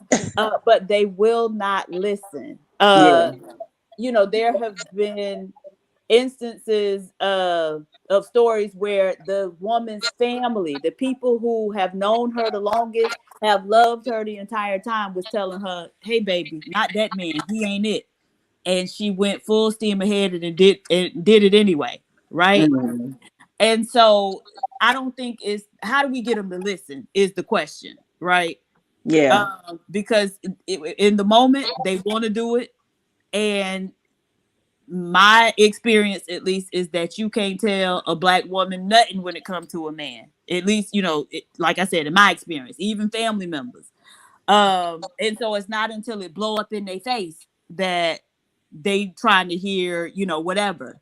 um and so we telling them, but they don't want to hear. yeah. And I And know so that what to else be do you do? true. Yeah, I know that to be true too. Right. And so, Bomb, you did mention, getting flued out and whatnot. And I totally agree. The problem is, because you said, bring them to your space of safety. These niggas will kill you in your house. Well, that's true too. That's true. Lord. Right. It done got so out of hand. They'll kill you in your mama house. You know what I'm saying? And so what do you do? Because there is no safe place anymore. Wow. Yeah, Wherever you at, they'll come get you. they'll come get you. Ain't that something? But we making it easier for them. They don't be knowing these men at all just through a Yeah. DM. Yeah. And then all he got to say is, "Hey, like where you at, right? I'm in Miami." She's like, "Ooh, I never been to Miami. I'll fly you out." And she ready to go, baby. Yeah. Yeah. I'm like, damn, like that's dangerous. It is. That's It like is. hitchhiking. right? Everybody know hitchhiking is dangerous, but that's what that's like, hitchhiking.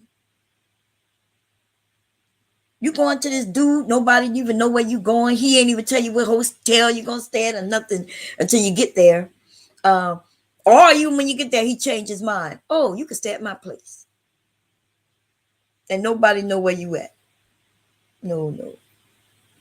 We seen a woman. Remember, her boyfriend flew to out. Come to find out, he married, or was that his real girlfriend from? And they both at the airport fighting and shit. We just did a view of that video maybe like 2 months ago. They flew to your area. They were supposed to go to Disney World. Oh yeah. Yeah. Yeah. Here's her ass with her child just to go to Disney World. Like, oh yeah, we ain't never been. Oh yeah, me and my child. Okay, yeah. And then look what she ends up in a situation with her fucking child. Mm-hmm. Stuck like Chuck. That was dangerous. That was dangerous. Yeah. Okay, I am popped off, but I talk about a lot of things. Of course, I'm not just blaming the man, but I'm not just blaming the woman. We could cut with our words that can cut people, but you don't do that to a man who you know. I ain't gonna lie. When I see Jay Prince start talking about women, fuck you, bitch, I see something switch in his head. His eyes go cold. Right. He look like a different person. So to me, That's true, Bomb. Yep. yeah, that's what I see. And so when I talk to him, I know y'all see how I talk to him. Everybody, that's why everybody like, I'm over there talking to Jay Prince. I talk to him on the level of I'm not challenging him, but I'm just being honest. I'm like, hey, can I be honest? And then I tell him, right? And so I'm trying to tell him the truth. Like I know I was mentioning you, PhD, but I was like, hey, I met PhD over here with y'all. Y'all was cool. And I told him that he wrong, how he snapped off on women. And we talked about it. Mm.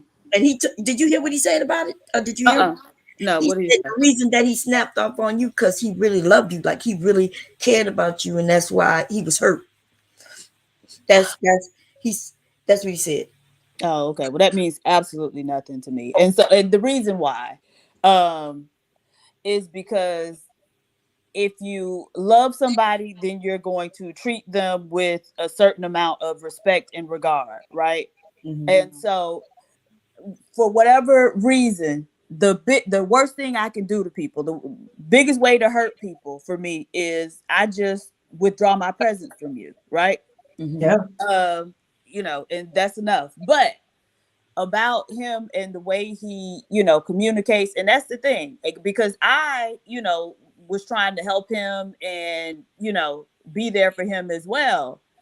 But so yes, we can see that she can turn up and she does have a sharp tongue, right? Mm-hmm. But he talked like that too. Yeah. And so you can't expect this woman to absorb that from somebody who talked like that too. And you know what I mean? Like, so of course, women, we better at that.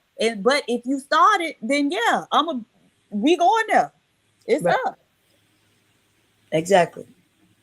So, because I had to cuss his ass out a few times. And that's why I said, you know what? I'm not even dealing with this no more, right? Because that's not what I want to be involved in.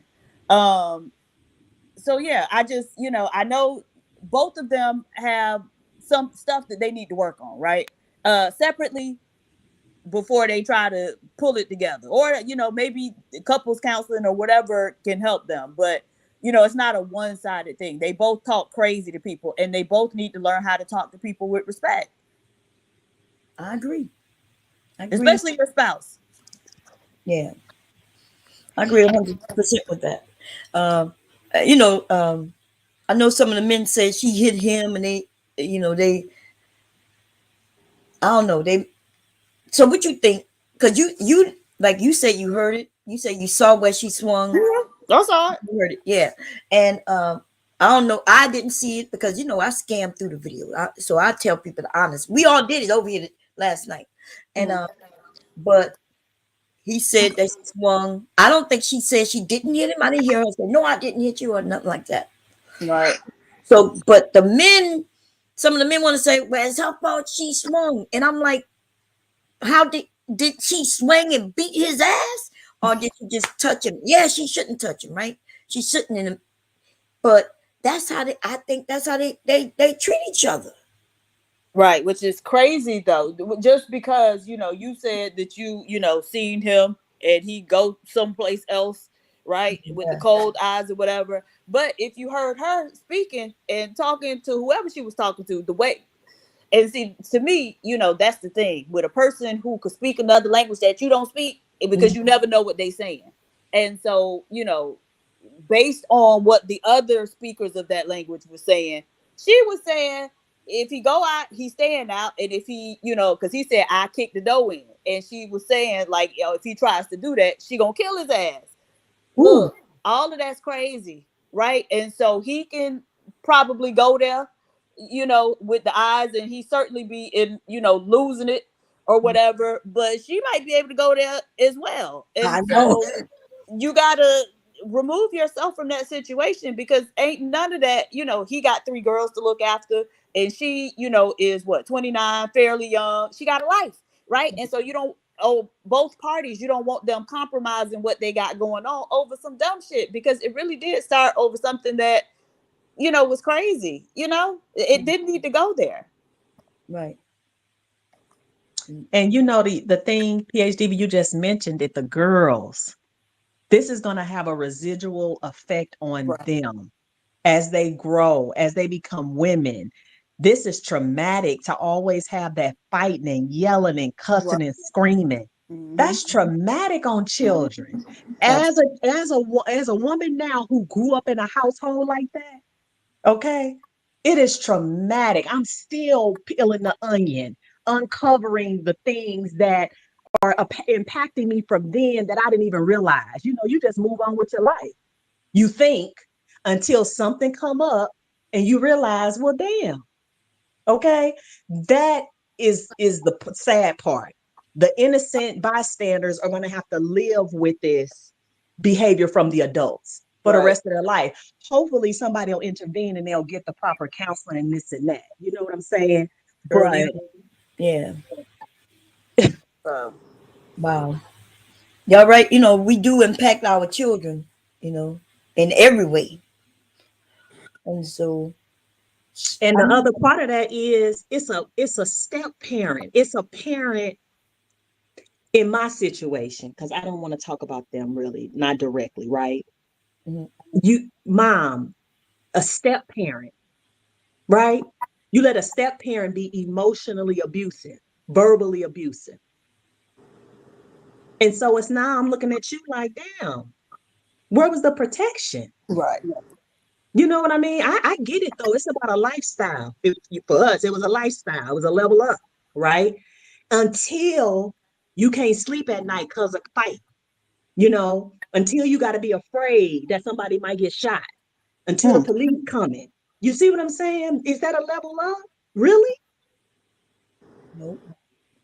And these are the things that these kids go through that we most of the time the adults are not even thinking about, because they so in their own emotions and feelings. They are so in their own anger, right? Wanting to get back. Meanwhile, they in their room, but they hear what y'all saying. They going through what y'all going through. They were sitting all at the table or whatever when it all broke out, just out of nowhere. Everything fine, and out of nowhere. Like, y'all, we got to do better. And if we just start thinking about the kids and not ourselves, I think we could start stepping in the right direction, baby. Yeah, no, I agree with you. But when I don't know, like when I became a parent, y'all, it was all about my kids. I thought about everything, and of course, you can't do everything perfect. I Right. definitely put them first, and so we didn't. My kids, they didn't see or hear us argue often.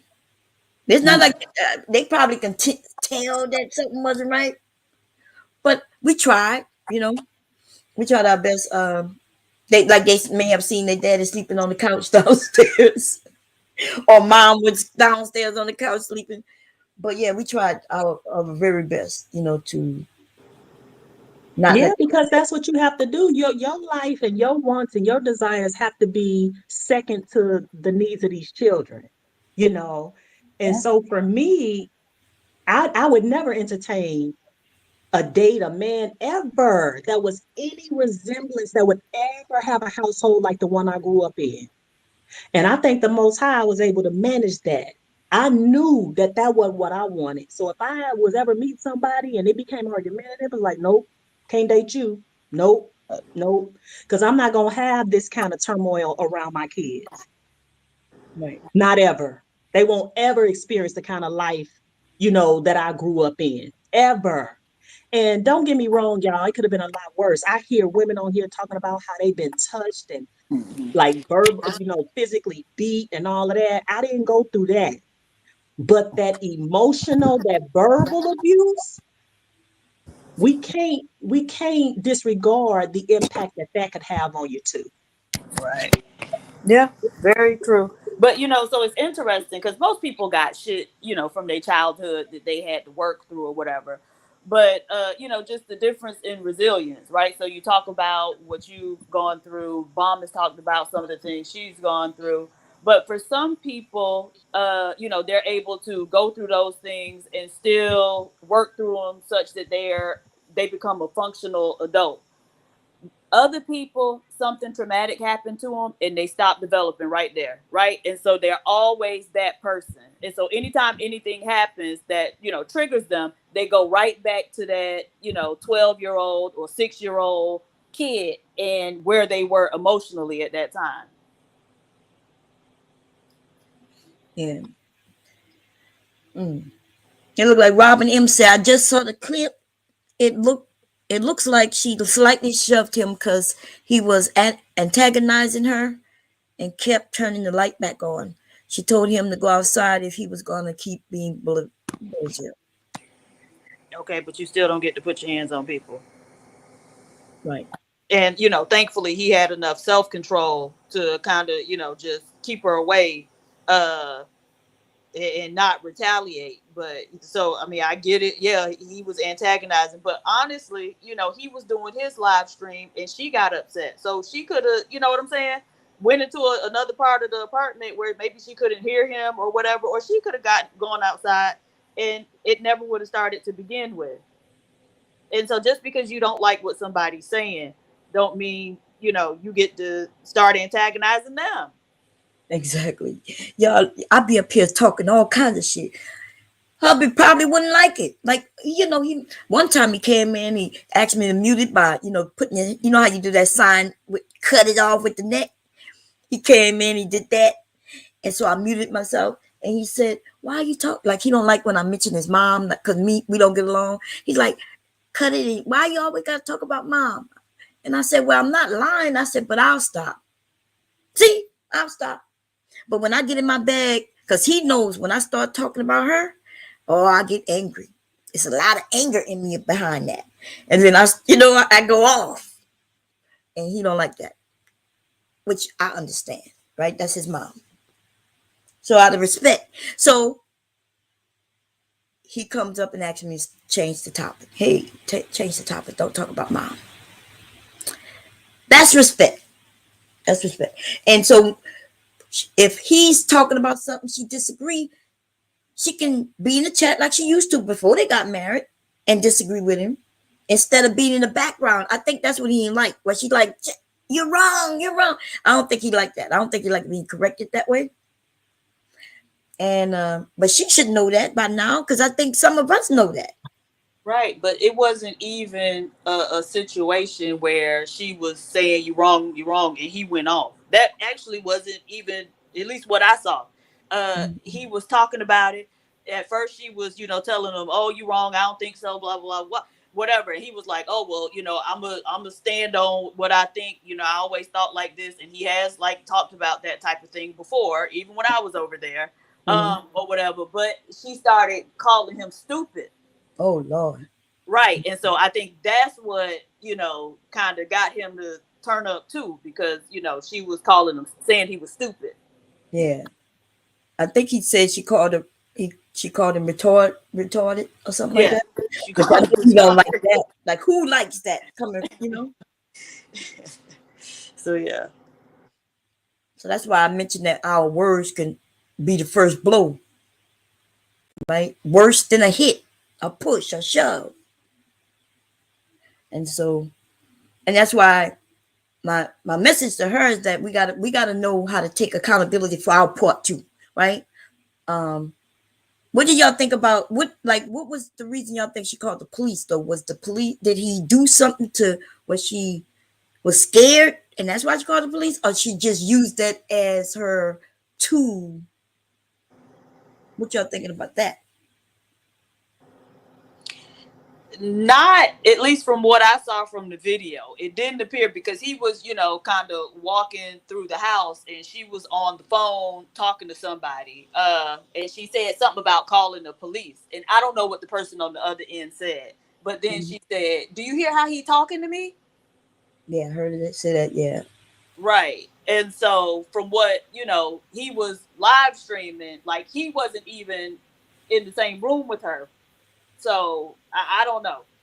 But from what I saw, it didn't appear that he, physically touched her or, did it, except for when she came up to him and, like pushed him or whatever.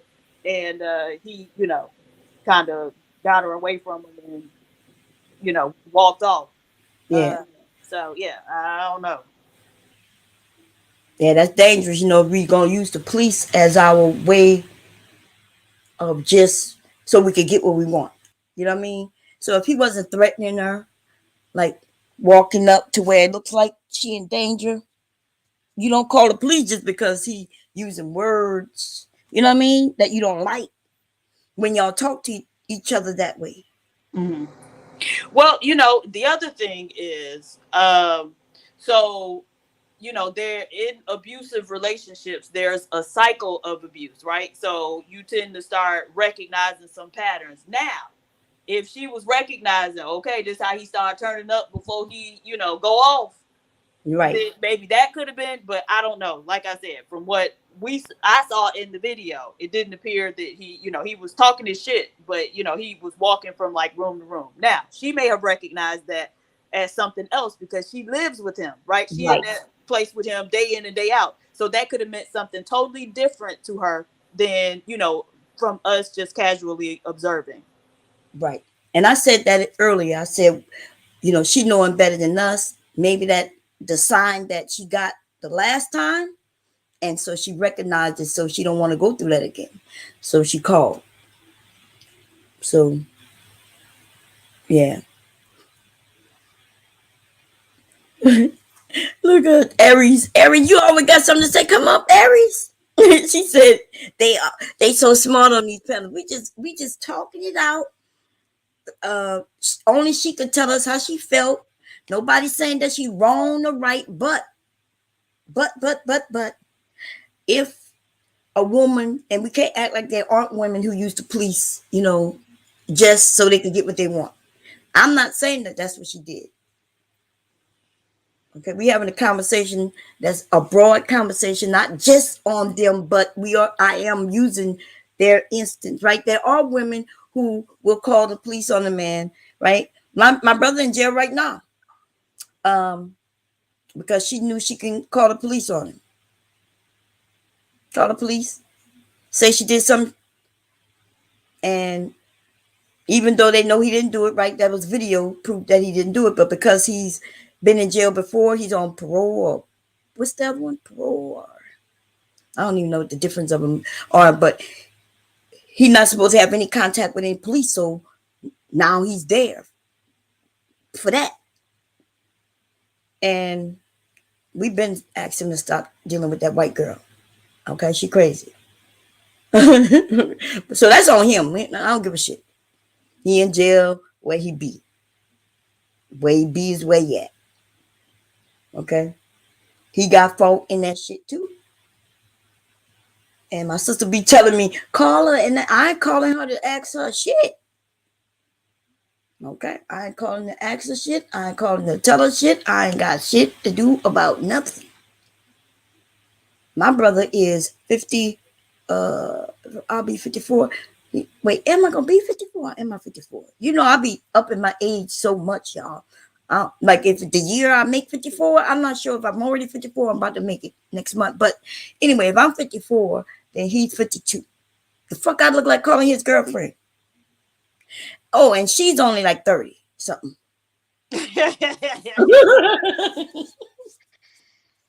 Okay. She like 30 something. And what the hell I look like calling her? Shit. She called me talking about, yeah, she lied on. I don't know if she lied on it for sure. I wasn't there. Shit.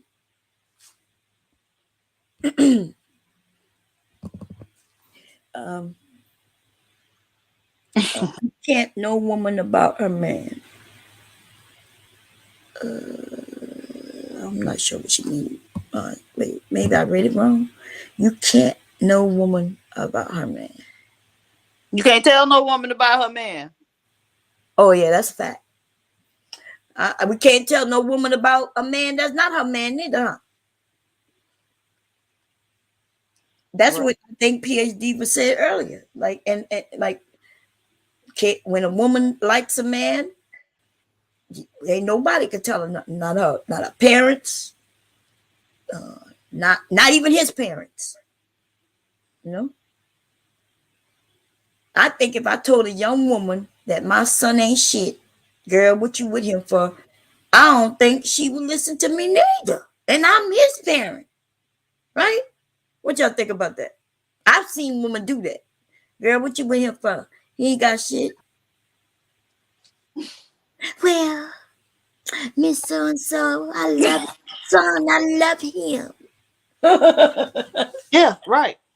Even when his mama tell him or his sisters tell him, hey, yeah, they gonna go full. Look, if that's what they want to do, they gonna do it.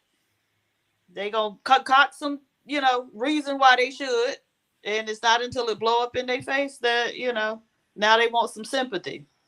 Right. I know some of us give sympathy, some of y'all don't. I understand. I'm a sympathizer, y'all. I sympathize with everybody because I try to see everybody's point of view. But I can't. The only thing I can't sympathize with is abuse. You know what I mean? Because I can't. Because I ain't gonna lie. That would be me being hypocritical. Because if somebody abused me, they lucky they ain't dead. They like it's gonna be luck. Good on their side that I called the police, right? You call the police is the best outcome in this moment, okay? Because I ain't got no, like, I snap too. I think I've already, I suffer from PTSD. You scare me enough, I am grabbing the gun, okay? Because I love being alive, baby, okay? I don't have no death wish.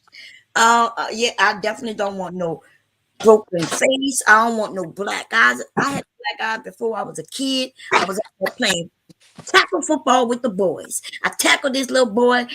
He flew in the air. I hit him so hard and kicked me in the eye. Oh Lord. That's the only black eye I ever wanted, ever have, right? And so, yeah, I'm not giving no man no opportunities to harm me that way. And so, Yeah, I'm with you on the sympathy for abuse. I can't do it. yeah. I can't do that one. No. I've just seen too much. And so that's where I draw the line. It could be verbal. Physical is definitely a no. I'm not doing that. No way, no how. You show me any signs that that's who you are, and I'm done. Right. Done. And what Brownie Ellie said right here, that's what how I'm doing the stream. Because it's not just a man, but it is her husband, which means it's not a clean as her just leaving. Yeah. It's they intertwine. Right. She could leave, he stay in that place. She can't even kick him out. Did y'all know? She can't even go to the landlord and say, hey, I want to get out this lease. Because it's not just her lease, even though her name is on it, They are married. All he got to prove is that, yeah, it's in her name, but we all live here, me and the kids. Which means if he don't want to leave, he ain't got to leave. And he'll be required to keep up the lease. But if he don't keep up the lease, it's going to be on her credit that they got evicted. Right? So that's really supposed to be a way to protect the woman, but it protects the man as well. But in this instance, you gotta really think before she moving and shaking, because I got a feeling she's gonna be back. What y'all think? Because I got a feeling she's gonna be back. No, well, hey, I mean, Why that me? part, I don't really care. Like, I think it Right, would be right. crazy to do it, but honestly, I don't really care. Cooler heads prevail. The worst thing about what happened is that they did it online for everybody to see. If this would have been done in private, she kept asking him to make it private. She would have been so upset. He would have been. I don't know. But I think everybody knowing about it makes it bigger, right? Because everybody ego is involved. Her ego, her feelings. She said she feels shame, right? Um, and his ego was involved, so it makes it even bigger than it actually could have been or may have been. So it just let me see. A bitch Todd said, didn't Flora say her own Pete tell her he wasn't shit? Yeah.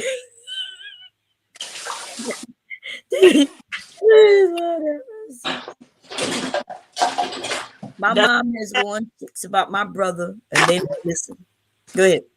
oh no, I was just wondering if that was true. Did she say that her family told her he wasn't shit? Oh, I don't even know. Uh, But he tell it all. And she was telling a lot of things too. So if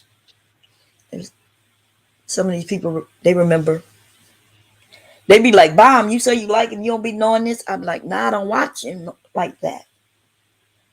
oh, okay. I don't watch him like that. The only reason I knew yesterday, because while I was doing my stream, people was in the chat saying he was live and something was going on. So I ran Right. over there. Yeah, but other than that, I wouldn't have known he was live. Again, if somebody messed with my brother, I'd look at him sideways. Because I don't think I ever looked at a girl who was dealing with my brother in a good light. You know? Mm. They knew who he was already. Shit, Right. I didn't even deal with him like that.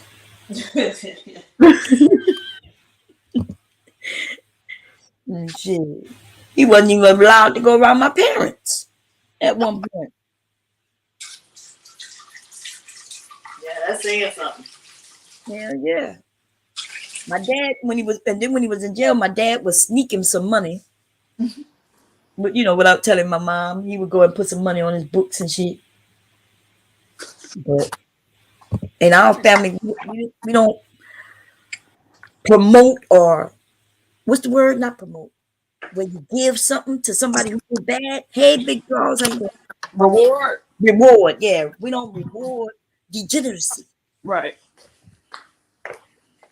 Okay, because you're not supposed to be rewarded for that. You did something bad. We're not supposed to help you do shit. My brother did something that was fucked up early on for no reason at all, except to just be out there like them young boys out there killing each other and shit. Hmm. So y'all hear me say I got a brother, and I love him. I love him, but that's it.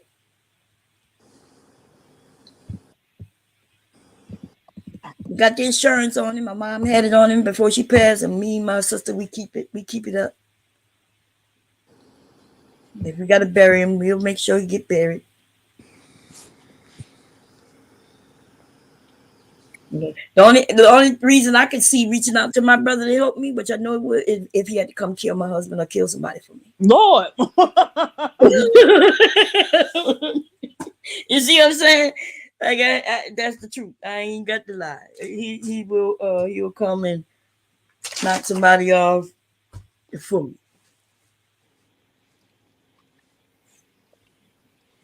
Hmm. I don't know. That's nothing to brag about. But in this day and age with these men, I might just let them know. Don't play around with me like that, okay?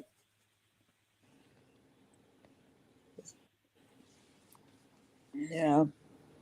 Um, Yes, and those who are not willfully ignorant. Oh. I understand some young men don't want her to have any grace, but you men don't understand women, right? Like we can literally fall in love with the idiot.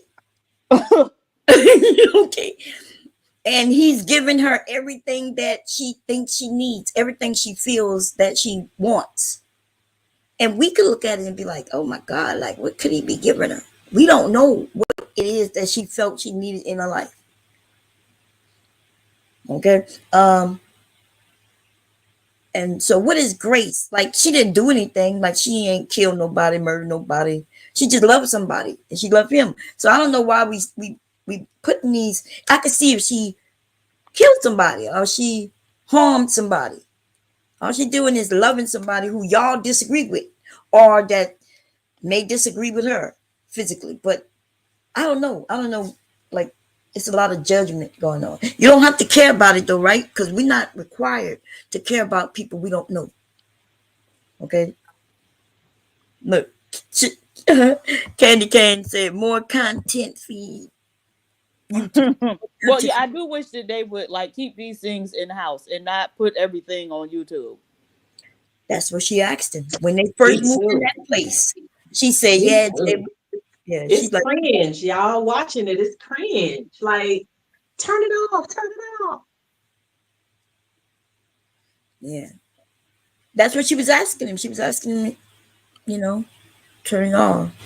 But he grown. Like she can't tell him what to do. I guess You can't, but he, again, if you can't influence them, you right. You said that earlier. If you can't influence them, then they don't really. They Yeah, don't you really. even said that months ago. Yeah, but she did say that. She been saying Months. it for a while. But she's so right on that though. Like Yeah. because that's the one thing we women are really good at mm-hmm. to the men who Typically. like us, Yeah. right? Yeah. That's how you know a man really like you when you can influence. A Yeah. woman considered a heathen to go to church on Sundays, baby. That's true. Okay. So if you can't, Typically, anyway. Typically. yeah, that's when you care about you. Yeah. So that's signs that when men don't care about you, they disregard what you say, how you feel, and yeah. I've always had influence on hubby, you know. Oh, especially if I pull out a tear. Look, I always knew how to get him. Like if I wanted to really get him, but I was too bossy to act like the princely crime bitch. You know what I'm saying? I'm a little too.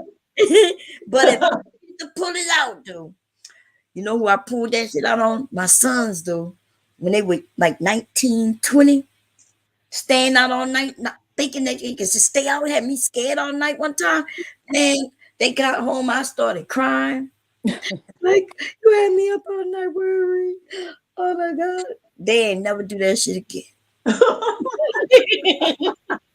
But that's when the crying is really effective, right? When you don't use it a whole lot, when you got Right. the big personality to change up, it's kryptonite to them. They don't know what to do with it. Yeah. Right. I don't When think my they sons ever saw me like that. They was, right.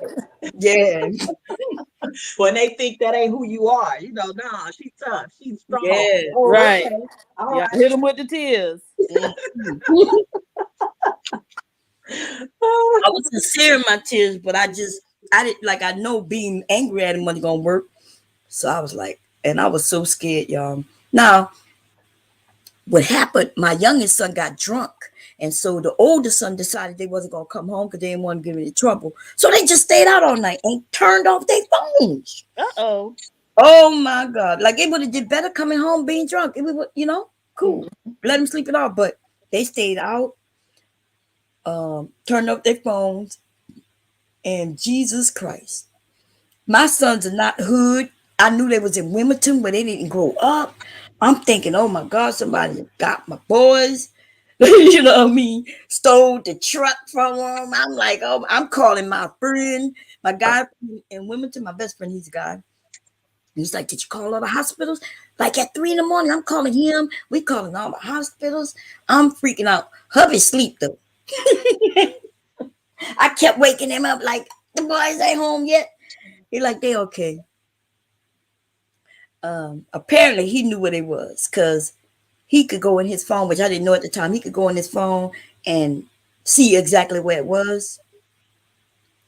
Yeah. But I'm a little more scared than hubby is because I'll call them and instead of them answering, they'll text me and say, I'm good.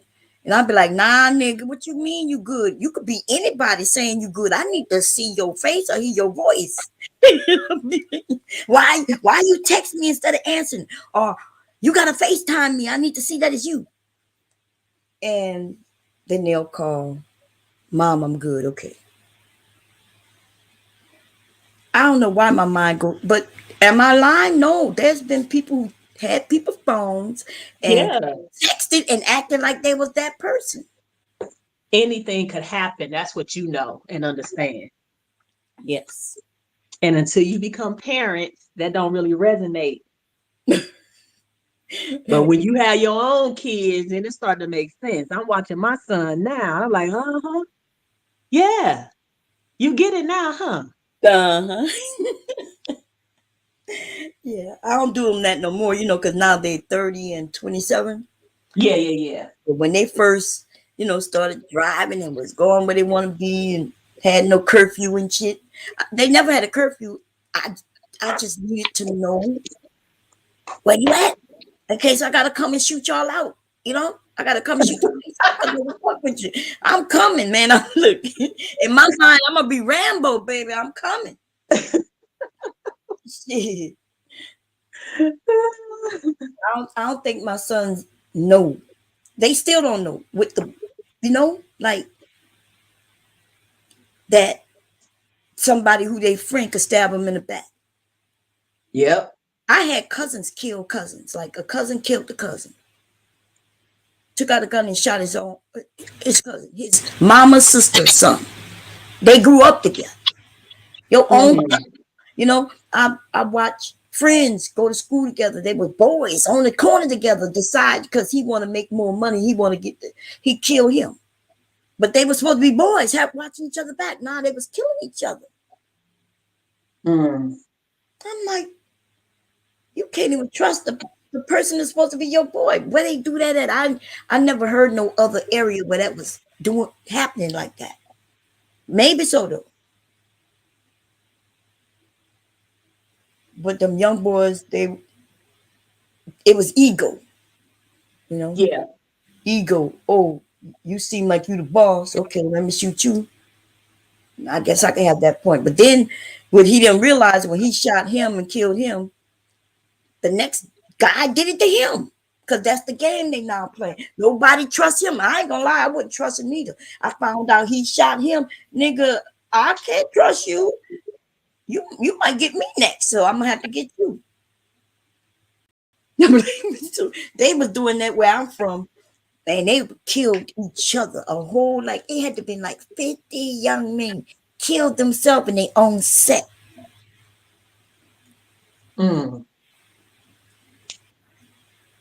Even their relatives. That's crazy. So that's the mentality that I watch, and so that's just in me to see that I know that people could do that. So my kids don't know nothing about that shit. We protected them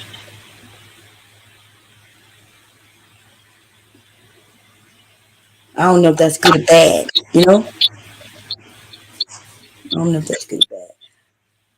I Let's talk. think it's good, but don't ask Rude because we know what he think. You should have left him in the ghetto and I know. let them fend for themselves in the ghetto. That's what Rude gonna tell you. Don't listen to him though. Oh hell no! Yeah, we're not letting them fend for themselves when they hell no, not when.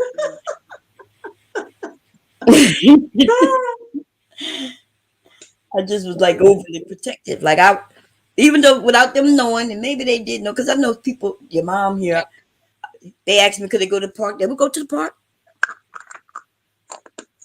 and maybe like 30 minutes later, here I'm coming. I'm walking the dogs in the same park. You know, I would be out there every day and acting like I'm not watching, but I was watching them. I was a fixture. I was the adult at the park with the kids, watching them all. I was just gonna say watching all the kids. Yeah, I was watching all the kids. I was watching.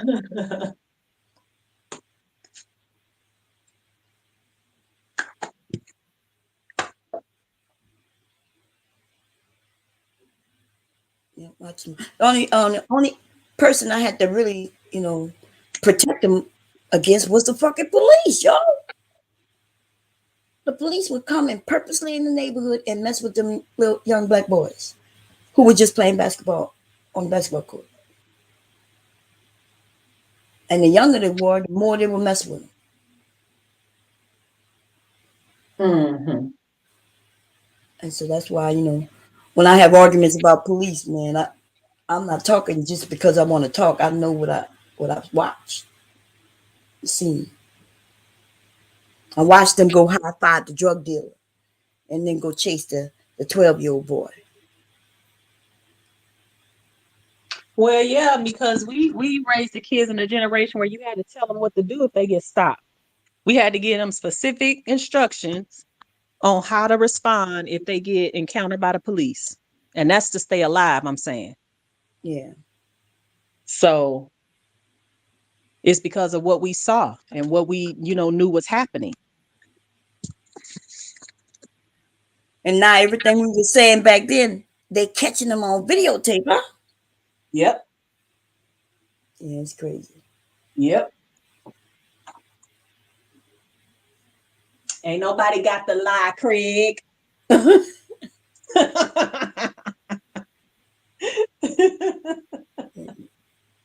by the way, you're supposed to be doing a different Yeah. Ruth said pin the link, but you about to do a different one, ain't you? Yeah. I'm about to do a different one, y'all. We're gonna start I'm talking about religion. I'm not sure if y'all was here this morning because I did I think it was 13 hours. Yeah, yesterday. And we was talking about religion at the end. It was good. It was really good because Okay. I start questioning religion, which I do, and it started getting deep. So they had a lot of answers until I got deeper and deeper, and then they gave answers. It was good. Even young RZA was up here. Oh, really? Yeah, 'cause, we asked him what's the difference between Muslim. Is he Muslim? Yeah, he's Yeah, yeah. Muslim versus Christianity, and so it was a real good conversation. Um, yeah. So that's what we're gonna go to talk about, y'all.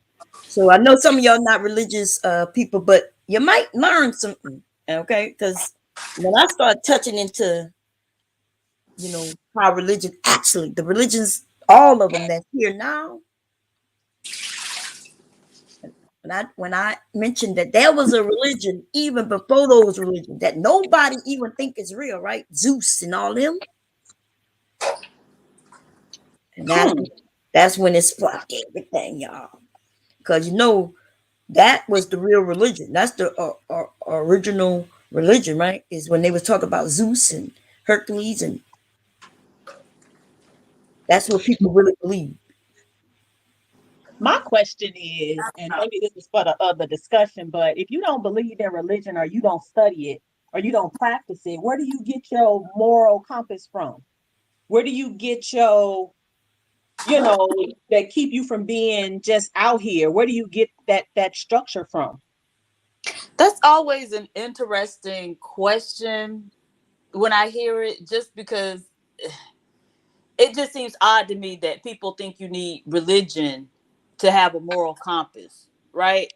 Especially when we see all of these, in air quotes, religious people out here defying what should be their moral compass, right? So I just don't think Yeah. that that's going to affect your moral compass one way or the other, right? So either you have that and you have a set of values or principles that you live by and you attempt not to violate, or you don't, regardless of whether or not you have religion or practice religion or follow one. But I Right. guess what I'm saying is that I guess I believe that most of us get our moral compass from having been religion or having it passed down, at least. I don't know that I don't know any people who are without it in any way. Like from generations, nobody practiced religion, right? So under that circumstance, where did your sense of morality come from? I'm not saying that it's not possible. I'm just saying, I'm just asking the question, I guess. Right. So I think people having a sense of like right and wrong would have predated them worshiping anything, right?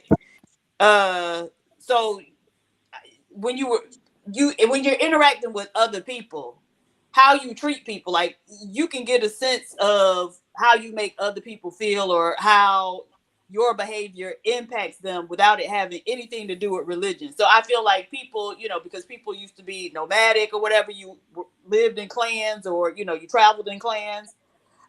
I just don't feel like they needed to have some type of religion to have morality, right, and understand how to interact with each other in a positive way.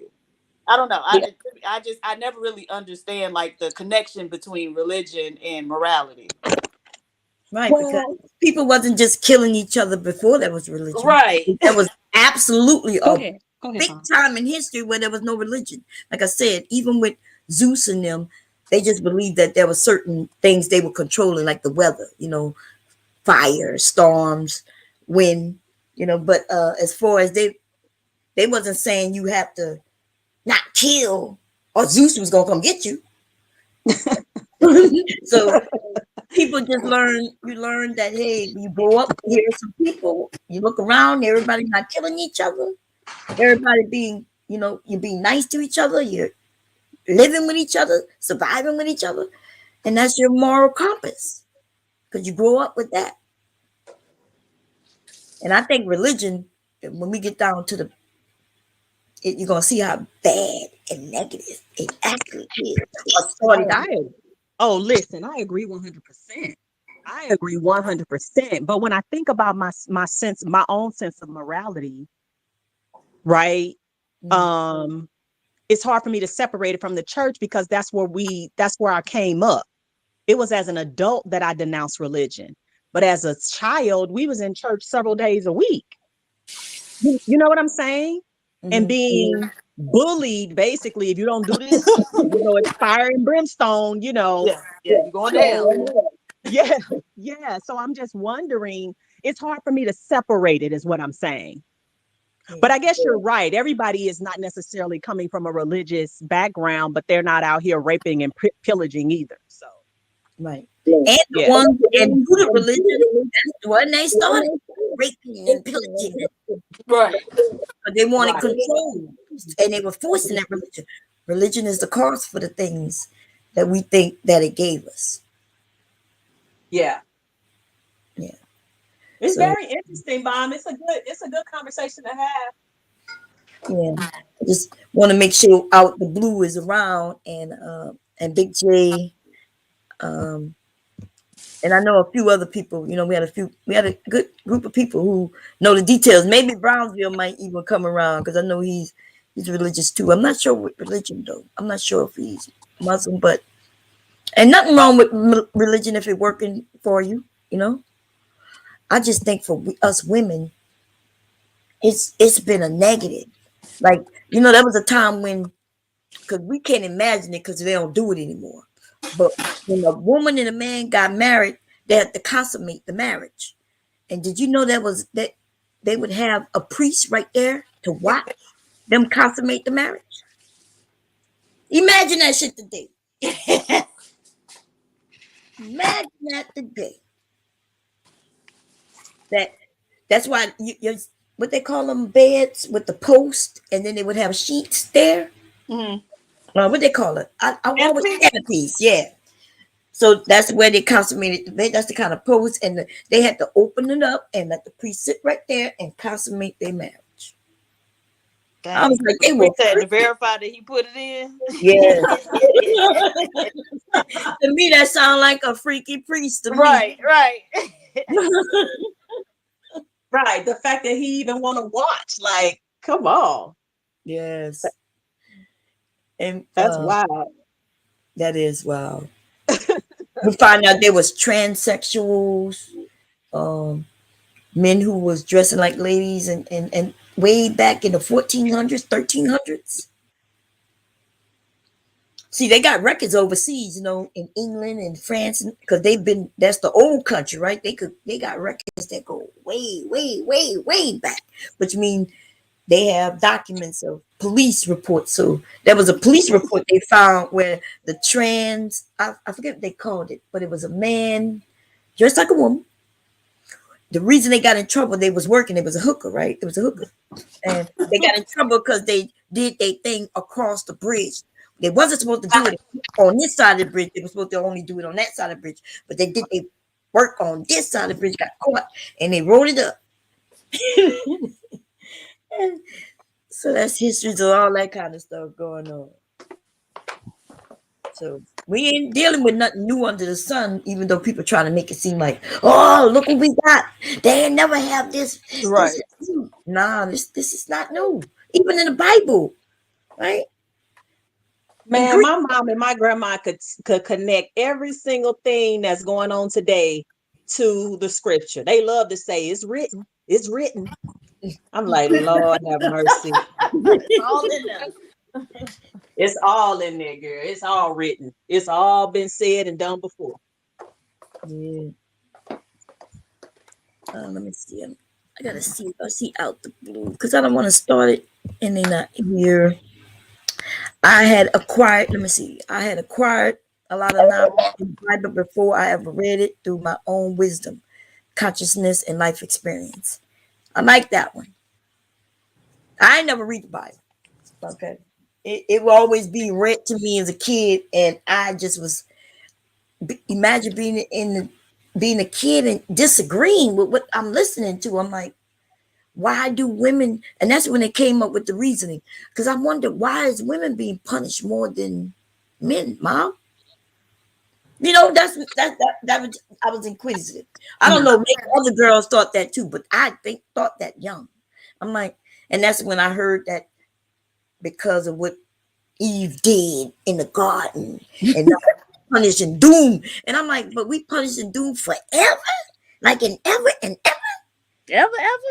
I thought this was a forgiving God. How is forgiving? What he forgiving? You see what I'm saying? He ain't forgiving.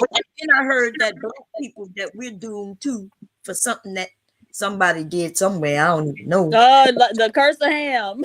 Is that what it is? Yeah. Like that. So we're gonna be enslaved forever, ever, and Ever. I'm like, he ain't gonna give us no forgiveness, no grace at all for thousands and thousands of years. So that's one of the things that I always like to ask people. So it was a time, this was before COVID, when Jehovah's Witnesses, Seventh-day Adventist people, Jehovah's Witnesses used to come to my door early on a Saturday morning.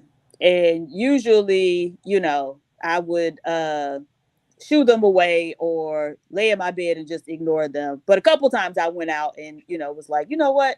Y'all insist on coming to my damn door this early. Let's talk.